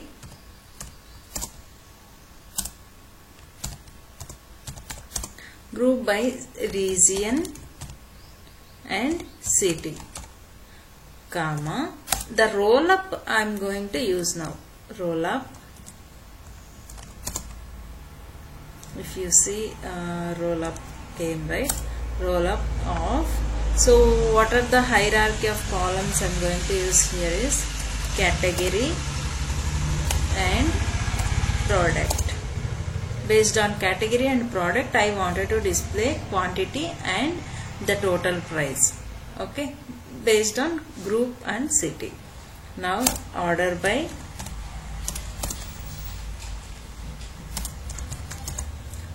region, city, and category, product I am going to display. This is my query. So let's execute this query. See, now the output came. If you observe clearly, I'll explain you what exactly happened by using rollup function. You see here in the east region, in the Boston city, under the bars category, we have 3 products called banana, bran, and carrot. Okay, so for each category we have a different quantity, 79, 467, 1281. Okay, for this quantity, this is the total amount we have. Now so if you see, observe under the east category, Boston city, for bars category, what is the quantity and total amount. See, here we are not segregating the products for this. Okay, if you wanted to get sum of based on category, city, region, then this is the quantity and this is the amount which we got it. And now if you see, under the Boston East category, Boston city, the category is crackers. Okay, for crackers we have whole wheat, only one product is available, that is 726. So here only one product, right? So 726 only we got it. If you go to the cookies, under the cookies we have 3 products, and for under the whole cookies category we have this much of quantity. Now if you wanted to display under East region and Boston city total how many how many products were available and what is the price of it. If you see under the East category, Boston city, we are not again we are not seeing the category base. Only in this city this much of quantity is available and the price is this much. Okay, which means sum of all the products and all the categories, how much quantity is still available. Okay, this is the still the sales happen. This is the sum. If you see, this is the aggregate function. Okay, now for each city, New York and Los Angeles, these all, right, San Diego, this all. So if you wanted to display, okay, based on city and region and category product, what is the quantity and amount. If you see, right, this is the clear cut idea by using roll up function. So in the roll up, what you have done, we have given category and product. So that is the reason here output, if you observe, for the product here null came, right? So this is for category, this much. Okay, and for till the city, both category and product also, what is the sum we have. This is the quantity which is happened sales. Okay, so I hope you understood well about the roll up function, and see, even the sum also happened based on the hierarchy which we have mentioned in the roll up function. Okay, so in the roll up we have mentioned category first and then product. So the same happened. So it depends, based on the product it has done the group by, and then based on the city it has, based on the category it has done the group by. So this is the main functionality of roll up function. So whenever you wanted to generate the reports in the organization level, so the higher people will ask like this, what is the quantity still happened, sales happened in this city for the snacks and for the bars or for the cookies. So based on that they can estimate the how much quantity again next we wanted to buy. Okay, so this is the reason they will ask the reports like what is the still sales happen, and what is the products are available still now, how much sales happen for this particular products. Okay, and what is the amount we have gained. This all, if the higher people wanted to check in the overall level, then this report will be useful. That time the roll up function we use based on our requirement. We need to give the hierarchy of the columns in the roll up function. Okay, I hope you understood well about the roll up function and group by here. So if you like this video, please do like and share with others, and also subscribe to my channel so that you will get latest updates. Thank you so much. Hello. Today we are going to learn about how to create a trigger which will that will refresh the materialist wave for every hour. Okay, so on the particular table. Okay, so actually this question has been asked by one of our subscriber. So if you also have any doubts, right, you can raise in a comment so that I'll try to sort it out, and I'll make a video on this so that it will be useful for everyone, not only for you. So before going to the topic, if you are visiting my channel for the first time, please do subscribe so that you will get more updates from my channel in different technologies, not only SQL. So now this how to create a trigger which will refresh the materialized view for every hour for that we need to write a trigger. In PostgreSQL I'm showing, maybe the syntax may vary in different databases. You see the syntax, like first of all what we have to do is, for trigger we will have to write a trigger that I'll explain you later. Before writing trigger you need to write a one function.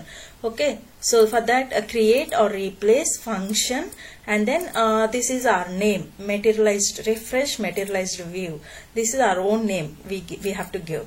Okay, so you can give as per your requirement. You can give your name and then return trigger as, then this is the body part will start. So begin refresh, this is the keyword, refresh materialized view. Till this it is a keyword, and this will be my materialized view. Okay, this is another view you have to give, which your logic is encapsulated over there, and then return null. So end. So till this you have to first write a function, that is refresh materialized view function you need to write. So execute it, and then you need to write a trigger. Okay, see here trigger syntax I'll show you. Create trigger, and then here name you need to give your own name, hourly materialized view refresh, like this I given. After or insert or update or delete on my table, execute function, so which will return refresh materialized view, which means we have given here our function name is refresh materialized view, right? So that we need to give it here. So refresh materialized view function, it will execute on every hourly basis with deferrable initially deferred, which means that it will ensure that I mean after in the table any operation is performs, all the transactions are performs, it should not affect any performance related issues. So for that purpose we have to give this line. Okay, so this is the trigger you need to give. This is the main syntax for refreshing our materialized view. If you want more in detail about this explanation about this view and trigger, then I'll give it in a description box. You can go through that as well. Okay, so I hope you understood well. I think this will satisfy your requirement, whoever has been asked the question.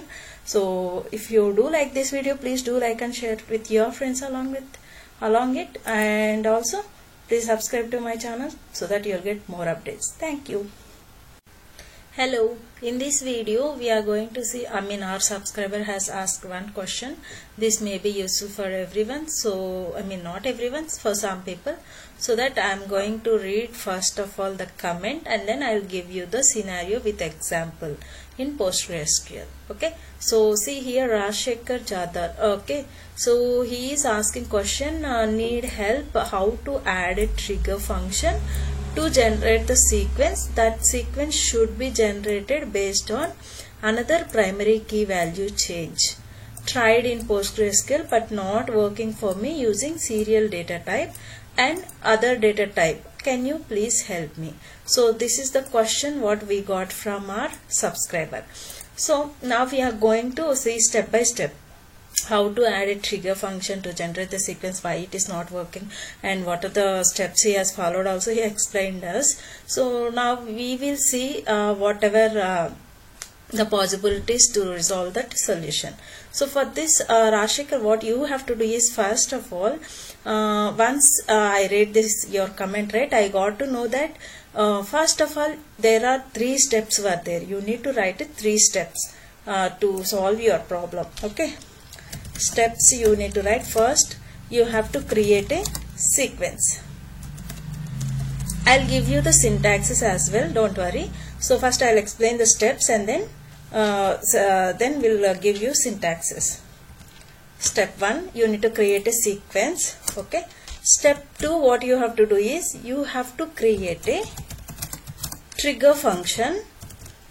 It's a trigger function. First you need to create, okay, trigger function, and then the third step is you have to create a trigger which should call the above trigger function. Okay, I'll explain you clearly with the syntaxes all these 3 steps. Okay, we will just go ahead with the steps. I'll just open the document which I prepared for your query. Okay, so first of all we'll see the sequence should be generated based on another primary key value change. Okay, for that you need to write a first step is create a sequence which will create the values for the new primary key. So first of all, for creating new primary key you need to write a sequence like this, create sequence, and then this is sequence name which should starts with 1.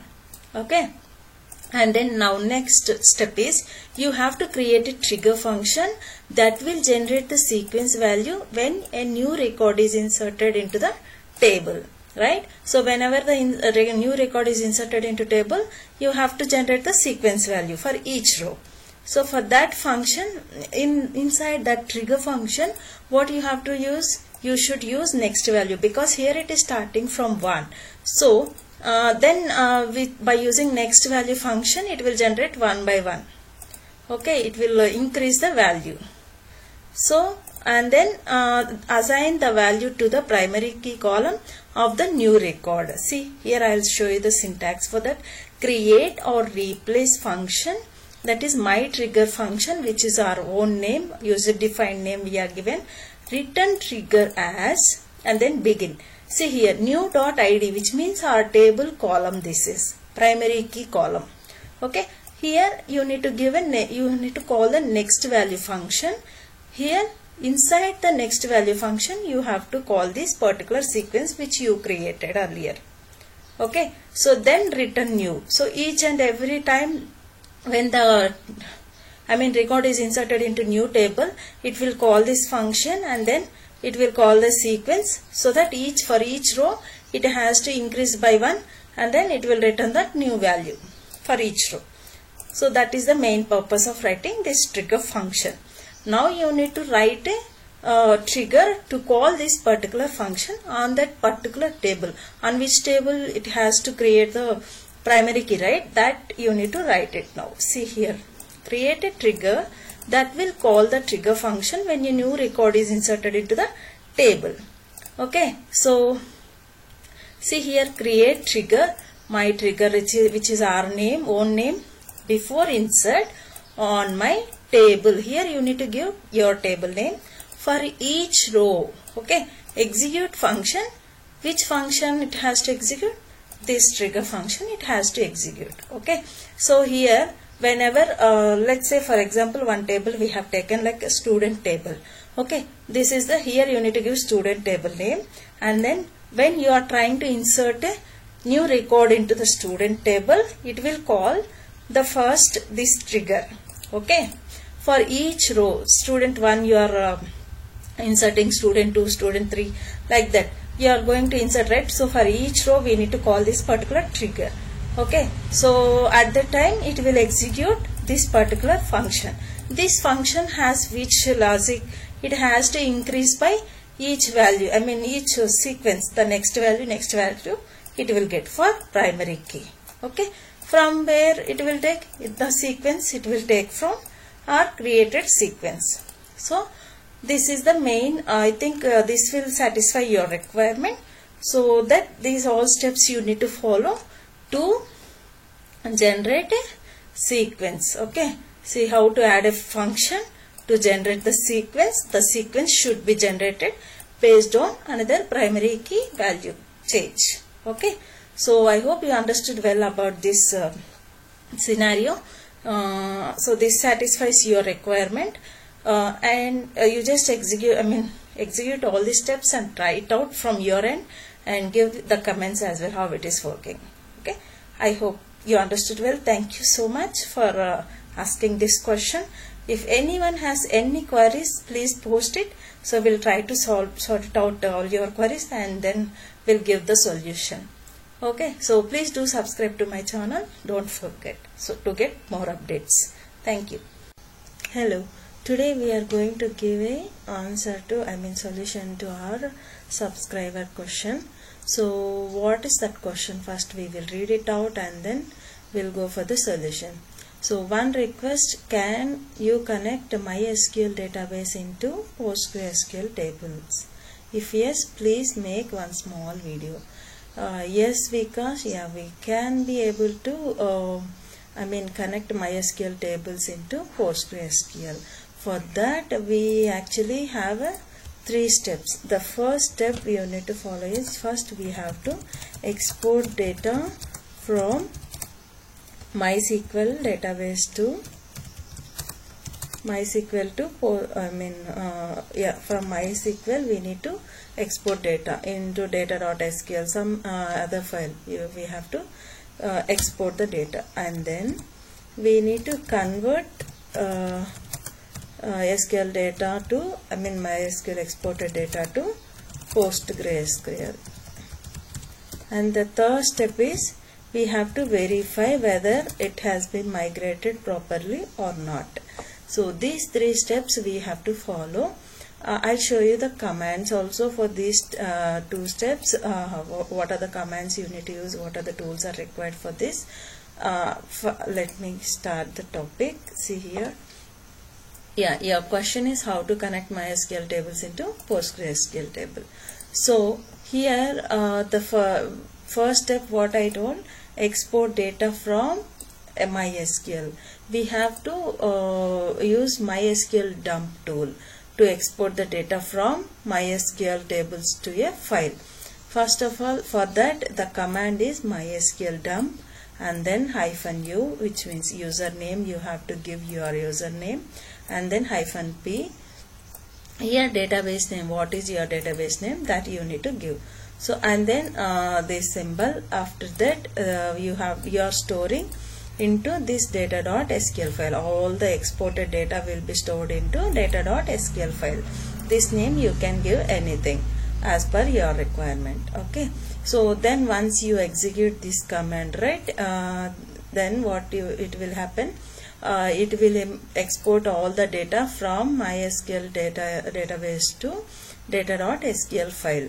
Okay, so here, and then second step what you have to follow is convert data to PostgreSQL format. So for this we have to use a tool like pgloader or Talend to convert data into data.sql file to PostgreSQL format. So this you need to execute in MySQL database, and then in the PostgreSQL, right, we should have a pgloader to import that particular data. Okay, so for that you can directly download this pgloader from their website, PostgreSQL website, or install it using your system package manager as well. Anything is fine. So for now you have to convert the data. See, pgloader, this first you have to connect to MySQL database with the username and password, and also what is the database name. After that you have to, this is the source from here, and we are converting to PostgreSQL database. This is the destination database. Okay, PostgreSQL username, password, and then database name you have to give. So this command will convert the data from MySQL database to PostgreSQL database. So here you have to be careful, like you need to replace your username. I'm just giving syntax here. You have to give your username, password, and database name with the proper values. Fine. Yeah. Once you're done with the pgloader, right, then what it will happen, you have to it will get converted from MySQL to PostgreSQL. All the tables will convert. After that you need to verify it. So whether all the table structure and the data has been converted properly or not with the select queries, and with the retrieving data from the tables. So all these queries by using you can verify the data in a PostgreSQL tables. So these are the steps you need to follow. After that, if you wanted to happen, this is like a ongoing replication, like based on schedule, automatically it has to convert every time, right? For that purpose, if you need to keep data in your MySQL and PostgreSQL database in sync, which means if I am inserting one table or updating some data in the tables, right, in the MySQL database, then that all the data will be updated continuously to the PostgreSQL table, which means both should be in a sync. Then you will need to set up ongoing replication. This can be done using tool like Bookado, which is designed specifically for database replication. So this is just small step I have given. If it is useful, you can use it. Okay. So main thing which you have to keep in mind is whenever you are migrating data between databases, this is complex process. It is not that so easy. You have to test you have to test the data whether it is migrated properly or not thoroughly. You have to test it, and all the database backup you have to keep it, otherwise you may lose the data. So that is the reason, first of all, before performing any steps in the database, you have to keep a backup. I hope you understood well about these steps, whoever has been asked, and which will be useful for others also. Thank you for asking question. Yeah, if you do like this video, please do like and subscribe to my channel. Thank you.